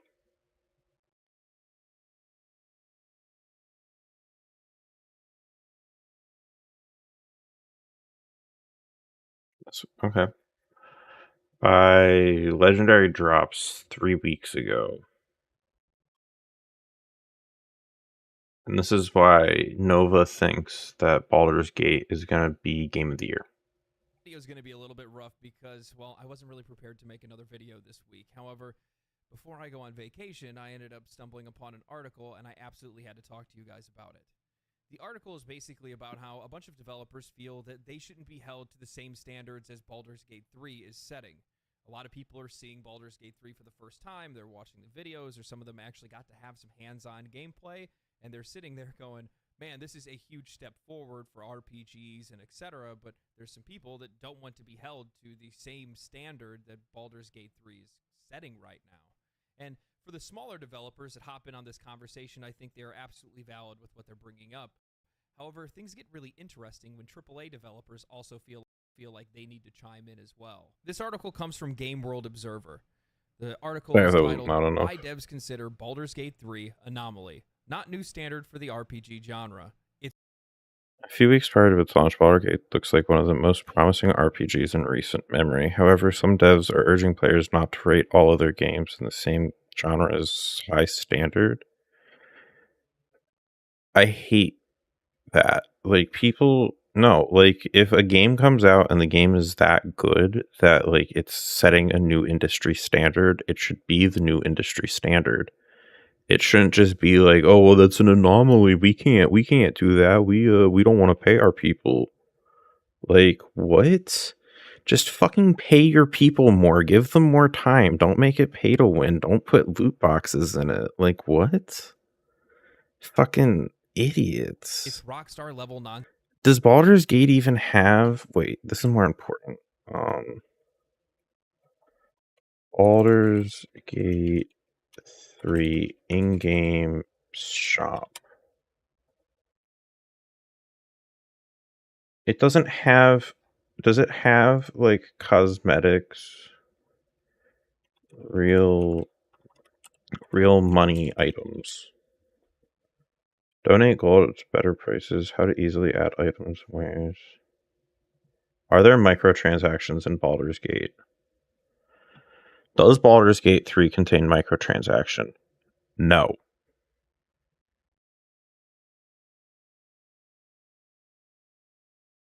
There's no microtransactions. There's mods. It's Skyrim. It's the same thing. People complained when Skyrim came out. Like, oh my god. I hate... Yeah, I know it's better, but it's the same concept as Skyrim. It's just a good game that can be played repeatedly. It has insane replay value, right? And if there's not microtransactions, it's not going to be pay to win, because I'm assuming Baldur's Gate has some sort of PvP, or there will be some sort of PvP at some point, maybe. Because, like, I feel like that would be kind of cool. But, like, just fucking make better games. Don't use people doing good shit as an excuse for why your shit smells. No PvP? I mean, that might be fair. Actually, no, I don't want PvP. I feel like PvP would bring too much. I think PvP would bring too many issues. Because, like, just cheating and stuff is so rampant. But okay, let's keep going. Sense for scope. The article reads, "What sparked the debate for Baldur's Gate 3?" This all started with a Twitter thread by Strange Scaffold head Xalavier Nelson Jr. I'm glad I said that right this time. The studio head is best known for Space Warlord Organ Trading Simulator and the upcoming Max Payne shooter El Paso Elsewhere. He cited several things that separate Baldur's Gate 3 from most RPGs. They're making a new Max Payne game?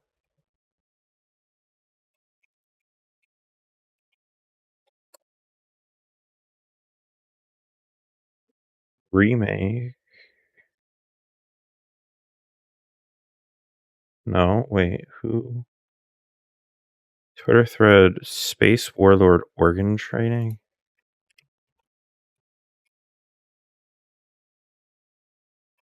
What? Alright, so this guy made this game. Very positive, very positive. Check out the entire Strange Scaffold franchise on Steam. El Paso Elsewhere. This is the game he's talking about. I feel like games like this shouldn't exist anymore. Like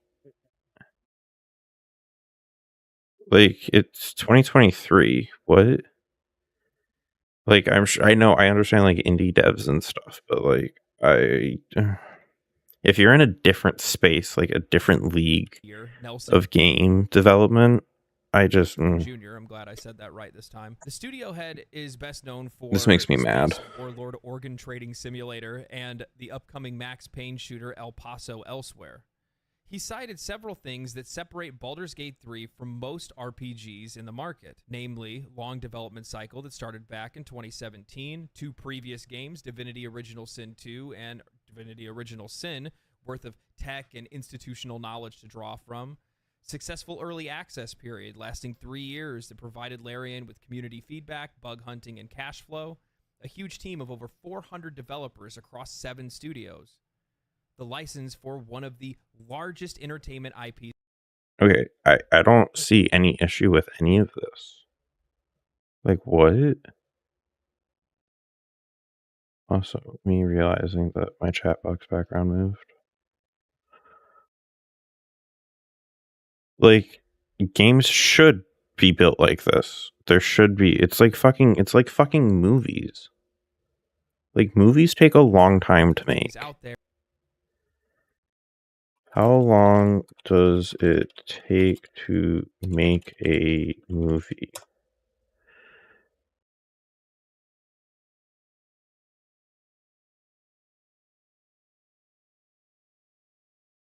Okay, wait. How long did Endgame take to make? Infinity War took place August 10th to August. Oh, okay. Never mind. Movies don't take that long to make. Games should take a long time, though. Tweet. Like a lot of people, I'm deeply excited for the lovely folks at Larian and what they've accomplished with Baldur's Gate 3, but I want to gently, preemptively push back against players taking that excitement and using it to apply criticism or raise. Like a lot of people, I'm deeply excited about the lovely Larian's come, but I want to be gentle, preemptive pushback against players taking their excitement and using it to apply criticism. Standard to RPGs going forward. This is not the new baseline. This is not a new baseline for RPGs. This is an anomaly. No, it should be the new baseline. This should be the new baseline. Nothing should be worse than this. If this is possible, like, if you're just trying to sling your shit at the wall and get something to stick, then yeah, you're never going to be able to make something like this. But if you're genuinely trying to make a game that will be long lasting and high quality, that other people are not going to be able to beat out with like the shit that they throw at the wall, this is how you make one of those games. It takes 6 fucking years. It takes a lot of developers, a lot of play testing, a lot of beta testing. It's not a cash grab. The money is a nice bonus. This is a passion project. This is like a project of love. These people wanted to make this the best thing that it could be, and that's the difference. Reach the same bar without the same experiences or advantages could kill an entire group of studios. Adding on to that, Rebecca Harwick from Grimoire Games added, "This whole thread, you can't be appalled by how much big games cost to make, and those lavish productions, the standard by which all these games are judged. I hope Baldur's Gate 3 is a generous, once-in-a-lifetime RPG. I hope no one expects 10 to 20 to 40-person teams to make one." Now, most of the other developers that hopped in on this tweet also shared similar sentiments. However, they were also smaller third-party companies or indie developers, and we don't have those same kind of expectations for them that we would anybody else. No, like AA and indie developers should not be worrying about making like the guy who made Undertale would never be able to make Diablo 4 or Baldur's Gate 3 because there's just a lack of resources. There's such a disparity and gap between what they can do and what a team of 400 can do. So for indie devs to be comparing themselves to a team of 400 across multiple countries, I'm assuming, is fucking ridiculous. Like, it's like Nova said, what they're comparing the Fast and Furious to like fucking Inception, like, or Avatar, the Avatar movies, like movies that took fucking years to make because of them just wanting to make a good movie, not just wanting to make something that makes money. We would look at them and say, well, you need to make games that look and play just like Baldur's Gate 3. That just doesn't make a whole lot of sense. We don't look at a game like Vampire Survivors and expect those guys to turn around and come out with the next Halo or something like that. If anything, we actually expect from those smaller companies to produce less polished games to us that just have more in-depth gameplay or explore a very specific part of gameplay in a much larger scope than most games normally do, and have really simplified game loops that keep us hooked and keep us addicted. This right here.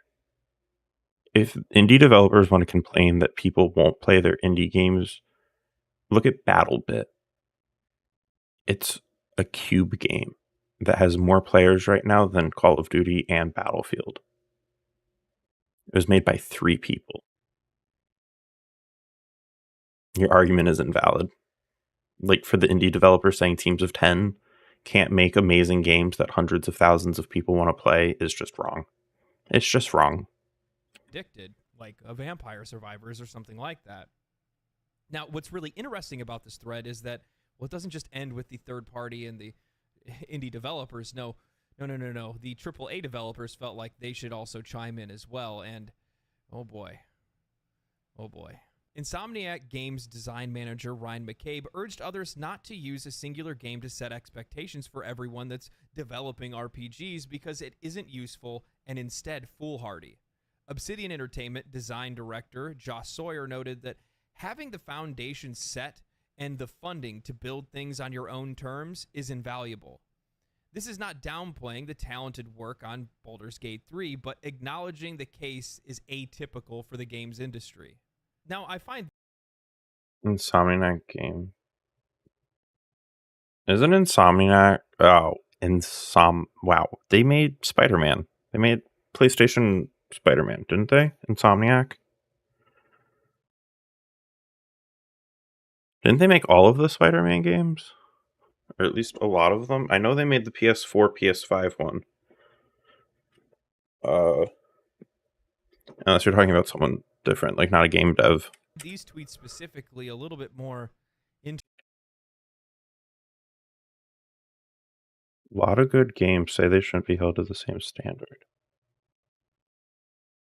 I mean... I kind of get, like, Insomniac... wow, I can't say that. I kind of get them saying that, though, because, like... you shouldn't need to take notes for how you're going to level up your Spider-Man and your Spider-Man RPG. You shouldn't be having to do math for something like that, you know? Like, they are a big studio, but, like, I can see the other side of that coin, where, like, they don't, like, having, like, a super in-depth ability thing would be cool for Spider-Man, but I feel like that makes it a lot less accessible. And I'm just using Spider-Man because that's the only game I can think of that they made off the top of my head.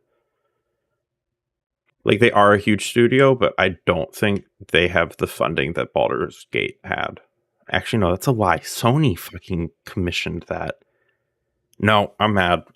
They should be held to the same standard. Never mind. I don't know if this is industry transparency. They have Sony money telling us that, you know, some of these larger studios like Insomniac or Obsidian Games don't actually have any autonomy over the things that they're creating, or are they telling us that they don't get the amount of funding that they need for some of the projects that they're making? Or well, okay, I would kind of believe that Sony is a little bit of a tight purse. Or are they saying that they do? It's interesting to say that they're jumping in on this conversation and saying that they also don't want to be held to the standard that Baldur's Gate 3 is putting out, when they themselves come from companies that have more than enough resources to be able to put out the exact same quality of games as Larian Studios does. But then they would have to pay their employees fairly, not overwork them, and not have insane timetables in which they have to get a game out in 6 months rather than 6 years.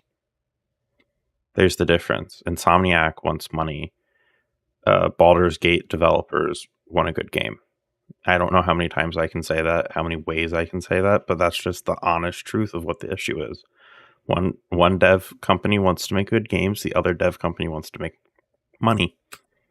Just doesn't make a whole lot of sense. Now, things get really interesting when Diablo 4 senior designer Chris Balzer also drops in. He says, "You're absolutely right. Even if you look at one of Vink's touchstones, Ultima 7, that's a game that had 12 years of prior games feeding into it. If we were to look at this as a new benchmark, we would need to then focus on creating conditions just like with Tears of the Kingdom." Furthermore, he states, "But people often only look at the fruits of labor and not the labor itself. Same as it ever was, I guess. Same deal with people wondering why there are so few artists painting like Renaissance masters." And now this is where I'm saying to pump the brakes. It's completely fine for some of these smaller companies to hop in, some of these smaller developers to hop in and say, hey, don't hold us to these kind of standards, even though I think it's weird that they even bring it up because I can't imagine people actually doing that to them. But it's a completely different thing when you have Diablo 4 coming into the picture. We're talking about a company that has far more resources than Larian Studio does, far more people working for them. Yeah, how does Diablo, the devs of Diablo, what the fuck? They literally have like an unlimited line of credit, like, and they have the first 3 games of universe building. Like, stupid people are stupid. We just have to remember, stupid people are stupid. Just money, experience. Oh, like I was defending Diablo a few minutes ago. Fuck. If we're going to be running by at least his idea of how things should work, well, then that should be the same case for Diablo 4. And Diablo 4 should show this massive evolution of the series from years of experience and all of the other games that's been feeding into it, whether that's Warcraft, StarCraft, Overwatch, whatever. It doesn't matter. But personally, even though I like Diablo 4, it is definitely not that game. It's not that game that has 20 years of other games that are feeding into it. It's not the game that reflects all of this experience learned from prior Diablo titles. Now, like I said before, it is completely fine for some of these other companies to hop in and have their opinion and say, don't hold us to this standard. It's a completely other thing for these AAA companies to come in and try to use this as an excuse. No, because Larian did set the bar. They set the bar for you. AAA games should absolutely be aiming to hit the same mark that Larian Studios does. They should, but see, the issue is, and like Nova, you just said it. If the game doesn't have microtransactions, it only has like 1 or 2 paid DLCs. It's not profitable. It's not lucrative to the publishers, not the developers, but the publishers. The publishers are the issues because, I mean, like, sure, mods and everything will continue and keep the game going, but like Skyrim doesn't make Bethesda any more money. That's why they keep re-releasing it every other year. Because, like now for the PlayStation 5 and the Xbox Series X, you can buy what? Skyrim Ultimate Game of the Year Legendary Enhanced with nudity mods for $60-$70. Like, Skyrim isn't making them money unless people are buying it. And game devs and publishers they want to make as much money as they can. So games that are good, that last long, that have replayability, don't make a lot of money. They make fandoms, they make communities, they make niches, but they don't make a lot of money. Not like Call of Duty or Candy Crush making hundreds of millions of dollars a day off of battle passes and cosmetics or level skips. It's the sad.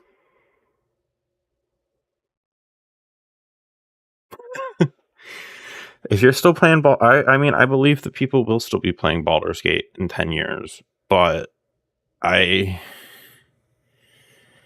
don't know. I feel like this is really just like the culture of developers and publishers just want to make as much money as they can, and as gamers in general, we just kind of eat the slop they put in front of us and we don't really say anything about it. So is it our fault or is it the developer's fault? Building your own D&D campaign inside of Baldur's Gate, that sounds like fun. There's absolutely no excuse for it, especially with the size of some of these companies and how much money they have available to them, how many people they have that are working for them, how long-standing some of their franchises are. There are no excuses whatsoever for them not to be able to compete with games like Baldur's Gate 3 in terms of scope, in terms of depth, in terms of performance. I mean, you look at Larian right now, and they've already come out and said, we don't care about meeting a specific date. We want to make sure that when we release this game, it's going to play at 60 stable on the PlayStation 5. This. They're taking their time to make sure that the This. game comes out for the Xbox Oh my and is in God. perfect working condition when it does. A regardless game of whatever studio that hiccups or gets bumps it. they've had along the way.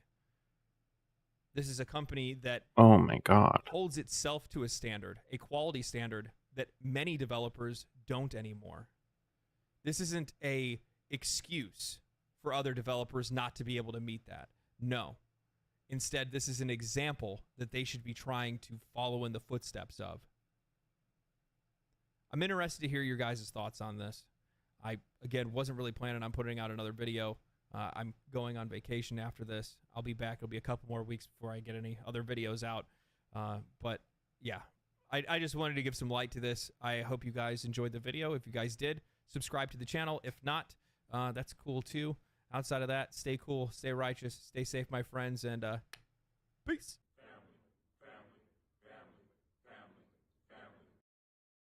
Okay, wait. So then I think this is just kind of interesting. Oh, where did that go? This article just came out a couple days ago. Baldur's Gate dev says it won't elevate the standard for RPGs because something cooler will come along. I mean, this just like makes me really mad because I think about like all of the good games that we used to have, all of the good studios that made good games. Like, what we had Oblivion and Skyrim. Those were good single player games with no microtransactions. The like Assassin's Creed games up until Syndicate, I think, or Unity, like they were good games. They were all just good games. And now like companies, I don't know how many times I can say it. I sound like a dead horse, beating the dead horse, but like game devs and publishers just want more money. They don't want good games. So it's really up to people. Use your wallet. Like, don't buy a game just because it looks cool and flashy. Wait a little bit. See what the publisher and the developer are doing. Like, if people stop buying piece of shit games, they'll stop making piece of shit games. It's that easy. It's that simple. It's that stupid. It's stupid that like it takes something being so good to make people hate it.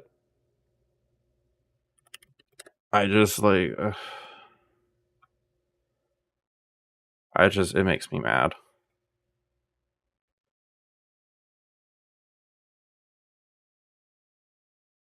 Wait, leaks already? Also, I think I have to get going. It's almost 2:00, but really big. Where is it?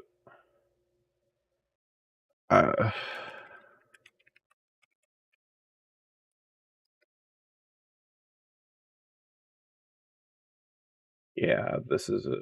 Like, oh, I think we should hold AAA studios to a higher standard. I think, yeah, I mean, like, I feel like there needs to be some sort of like, I'm not saying like government attached, but like a governor. I can talk. We need like a governor. We need a body that will oversee games because like what like some games are just like scams, and who's protecting people from buying those games? Like shit, let's go on Steam right now. Wish we could. Don't hold their bar. Yeah, I mean, or like Steam, update your fucking things and let people refund the game after 2 hours of gameplay, because 2 hours of gameplay isn't enough fucking time to realize whether or not the game's dog water. But like top sellers right now: Baldur's Gate, Steam Deck, Remnant 2, Starfield. All right.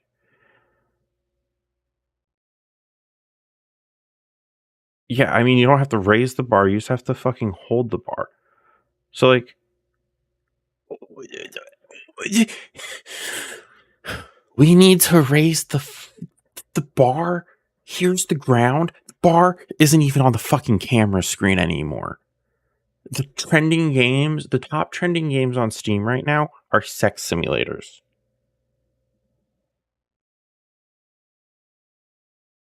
And developers want to talk about how their games shouldn't be held to a higher fucking standard.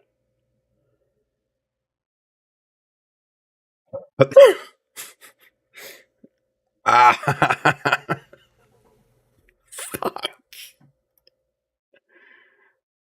Like, here. Let's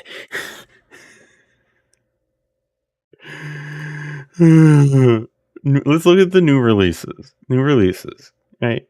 Right. New releases. Yeah, let's go on strike. Like,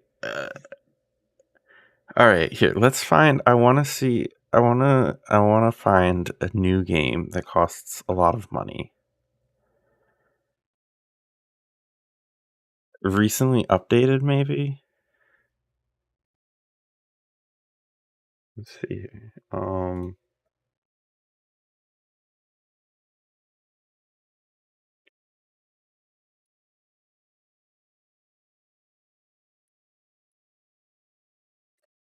Oh, wait.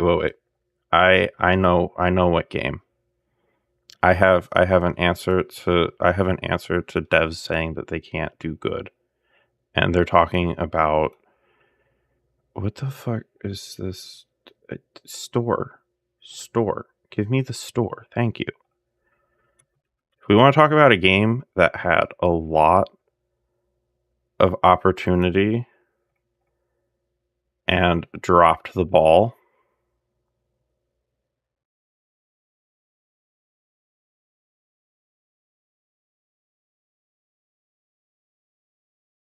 games that don't hold the standard, don't hold the bar, games that could have changed open world fantasy, American psycho fantasies. Yeah, but no. Volition had the money, Volition had the time, but no, they fucked up. A horrible game. $60, $70 actually. Like, Deep Silver, the makers of Metro, Payday. I think maybe, do they make Dishonored? Like, okay, I don't know what some of this stuff is. A Deep Silver made Metro, right?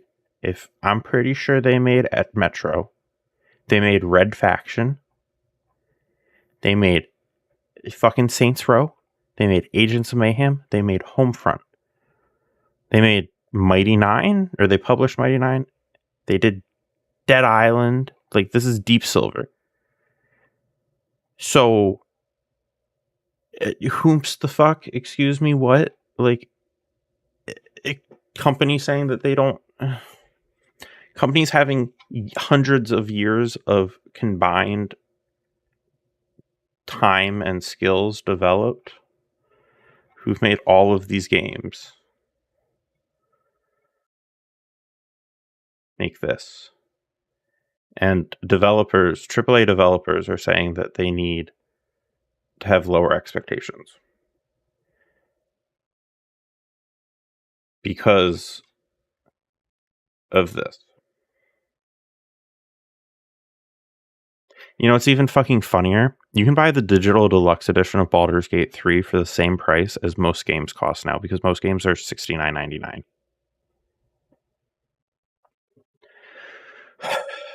Fucking, I'm mad. Like, this makes me mad. And you don't even need that good of hardware to fucking run it. And they even lowered the price of Divinity.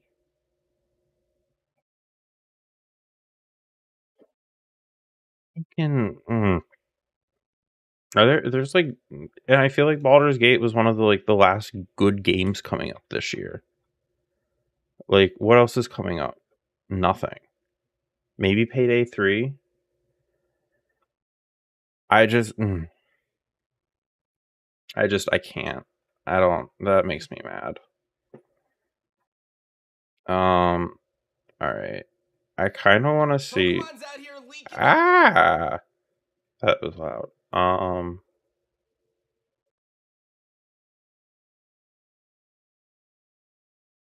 I want to see. So, yes, A Drive. We're gonna. So tomorrow, stream is gonna be a little early because there's a Pokemon Presents at 9 a.m. my time. So 6 a.m. PST, and I'm really excited because this.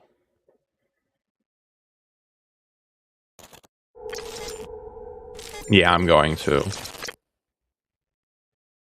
What does this mean? What does it mean? I don't know what it means. Some people think they know what it means. But what does it mean? A lot of people are pausing on the M. Yeah, what's your honest opinion? I mean, New Coliseum. Really? Why do you think a New Coliseum game? Like, what makes you think that? That would be so good. Given the style of the spike.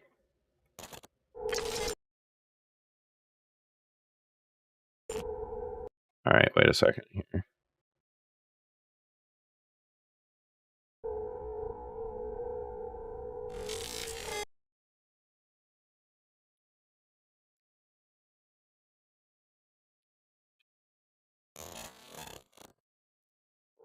Very steampunky, you're right. Okay, so the M, it turns into two M's.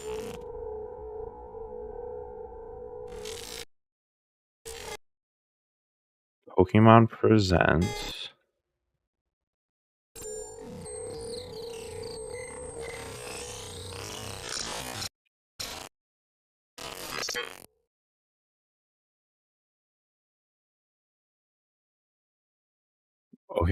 Okay, hear me out here.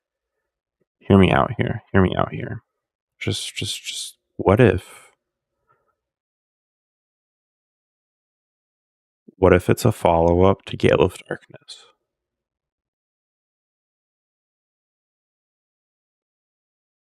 It could be a follow up to Gale of Darkness. I don't know why, but this kind of the color palette and the crazy transmission, this makes me think Shadow Pokemon, Shadow Lugia.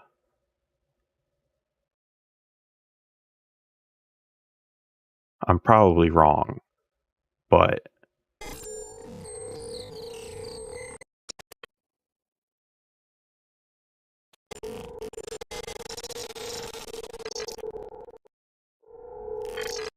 that is basically another Coliseum game. But so wait, the M.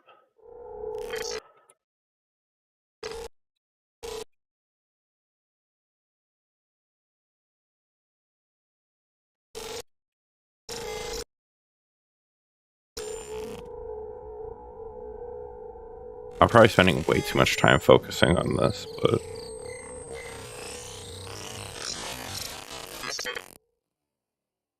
huh.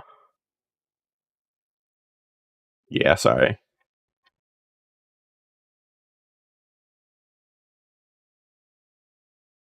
What does the M mean? Oh wait, missing no?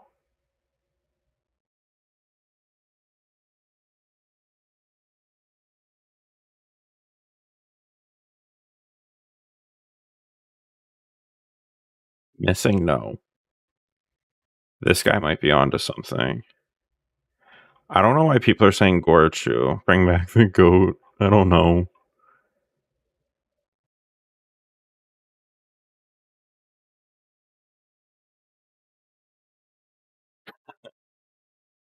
Oh, Missing No would be interesting, but Missing No is like the embodiment of glitches in the first generation. So then maybe it could be old games to Switch, or it could be Coliseum. But that's why I want to see. Okay, wait. This is the upcoming.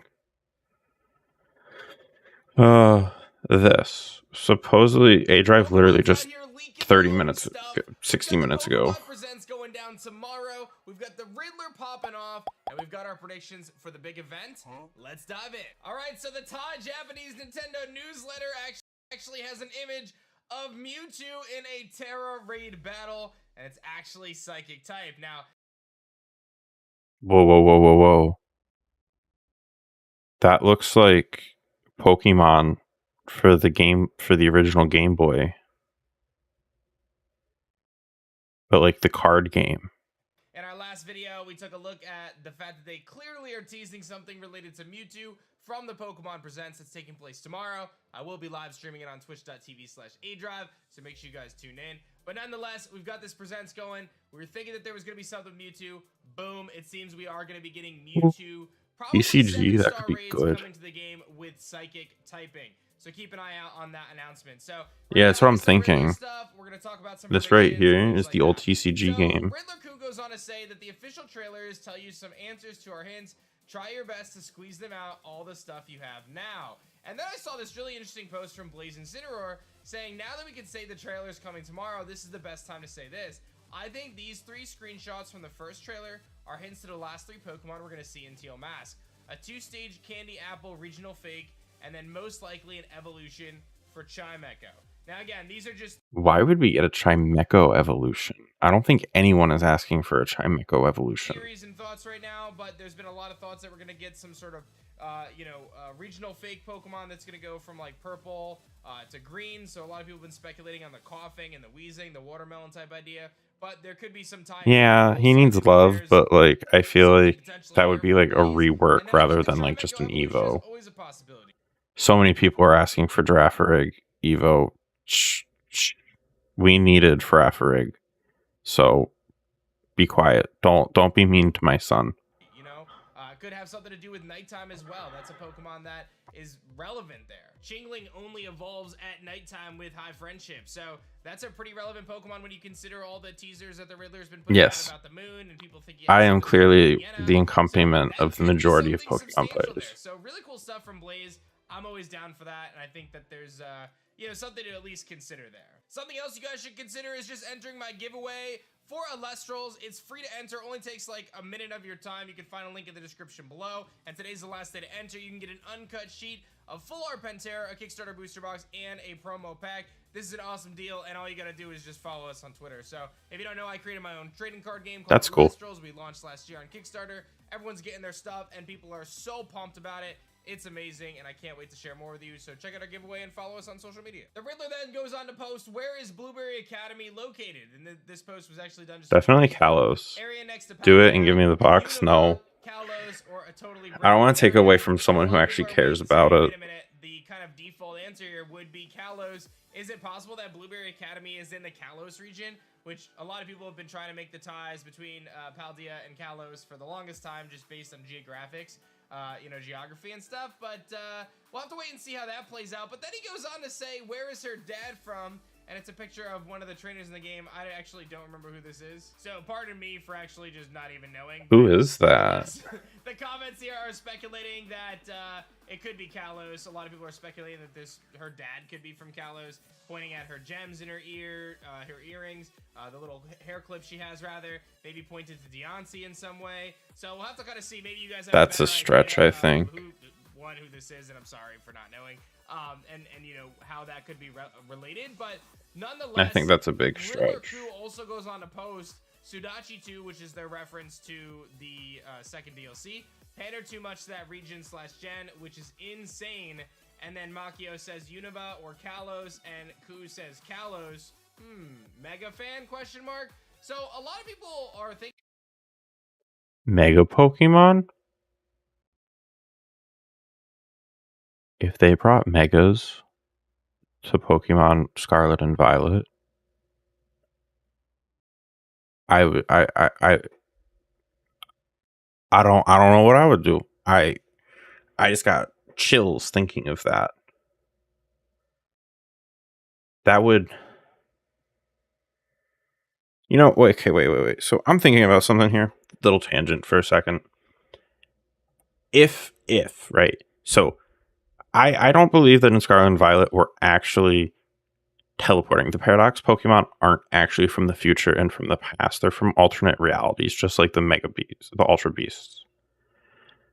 I've also seen that some people say that the machine is an imagination machine. So, like, you imagine the Pokemon and that's what made them. But if we say that the Crystal Machine at the end of Scarlet and Violet, and also spoilers, sorry, is actually just a wormhole into different universes, would it not stand then that we could have every single gimmick from every single generation in Scarlet and Violet? We could have Megas, we could have Dynamax, we could have Terrestrialization, we could have Z moves. What's stopping them? If the machine is actually a way to connect to different universes and pull things to ours, why can't we pull in Megas? Why can't we pull in Z moves? Let's just get a second Pokeball. We have one Pokeball that holds our terrestrialized energy. Why can't we just get a second Pokeball that holds our Dynamax energy? Just saying. That would be pretty cool if we got all of the fucking gimmicks. Thinking now that this actually could have some pretty significant ties to Kalos. So Ku is basically saying, if it is Kalos in this case, that basically the second DLC is going to really hone in and focus on the tie-ins to that region. If it's not Kalos, then it would probably be Galar would be the other one, right? So that would be cool, Megas. I mean, Oh, that would be so cool. But listen, I'm gonna hold out hope until all hope is lost, man. I personally think Megas were the best battle mechanic we've ever seen in Pokemon, but that's just me, man. You know what I'm saying? They were take me back to the Mega days. I'm not gonna lie. I did like Dynamax. Terrestrialization doesn't really have my heart, but take me back to the Mega days. I want Megas. I want Megas back. There, Riddler Ku posts the Caduceus, which is kind of the little staff with the snakes that go up it, which was a kind of ancient Greek artifact for Hermes, if I'm not mistaken. But now it's actually used as like a symbol in the medical field for like doctors and hospitals and stuff. So people are speculating what this could be. Riddler Ku goes on to say, says, connected to Galar, does it really have to be connected to any of the three-part riddles? Saw many clever assumptions and rational reasoning, but you're still far-fetched to that one. So we added more details to help you finish the last pieces of the puzzle. And a lot of people are saying, okay, does this have something to do with snakes? Are we talking about, good and evil, black and white? Is this a tie to Unova? Are we like really hyming in on? All right, that's a stretch. Does this have to do with Zygarde in some sort of a way? Does it have to do with Sandaconda in some sort of a way? I mean, it could be Zygarde cells, and then like medical cells. Like Zygarde is like cells, like stem cells. It could be, but isn't Zygarde from Kalos? A lot of times when you get these Riddlers from Riddler Ku, like, it's gonna make sense after the fact, right? Once you kind of get all the details, but in the moment, you're just like, I know he has. Does he? I thought he was wrong about one thing for Scarlet and Violet. Presents coming tomorrow. I saw this thread from Soul Silver, and I feel like it definitely aligns with my expectations as well. So I'll just recap what they said. But basically, this is talking about what to kind of expect from tomorrow's Pokemon Presents, saying that it's gonna be a lot of Scarlet and DLC stuff. Obviously, probably gonna get those release dates, right? I think that makes sense. A showcase of some of the gameplay. I think we're kind of understanding that we're gonna get more battle focus. I just want to read this. I don't want it read to me.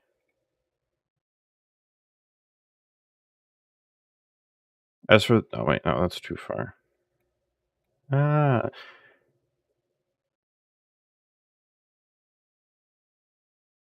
I just want to read it without it being blacked out. Okay.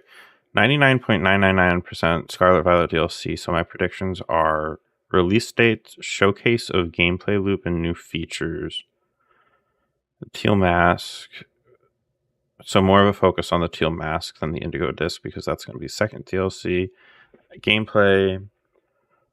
Ogerpon form, first stage of the worst regional fake convergent form, Blood Moon Midnight form for an older Pokemon, maybe the loyal 3 typings, but highly doubt it, a few new characters, and a bigger Terapagos and baby Terapagos and Terraforms. What could that be? We'll have to wait and see. Now, obviously, with the rest of the presents, there's always opportunities for them to talk about other Pokemon games in the franchise. And one of those would obviously be the Mewtwo 7-star raid battle, potentially, being Psychic type. Could be something big for Detective 7-star Pikachu. Mewtwo would be terrifying. Pokemon Unite character. We know that Nemona's coming in Pokemon Masters. They're probably going to have something about Pokemon Go. They're obviously going to talk about the World Championships. We may get some sort of Pokemon Sleep update or promotion there. And then they may have another spin-off game that gets announced, some sort of a Coliseum or some sort of, How can that be like a spin-off? Like, that's not the biggest fucking announcement. Fuck Scarlet and Violet DLC. If they announce a new Coliseum or Mystery Dungeon, that's where the hype's gonna be. There's always the chance that they announce a new spin-off game. Like, things like Pokemon Unite kind of come out of nowhere sometimes, so you always kind of have to just understand that they're Mainline. something like that could be dropped. And then Silver goes on to Alright, that's pretty much the end of it. But, ooh, I am so excited. It's gonna suck. The stream's gonna be early tomorrow because 9 a.m. But, oh my god, I am super excited. I have a lot of editing to do and a lot of work. So, I'll see you guys later. Thanks for hanging out. I'll see you guys later. Bye-bye. See you later. Bye-bye. Actually, wait, don't forget, 9 a.m. tomorrow, Pokemon Presents. I'll see you then. Bye-bye.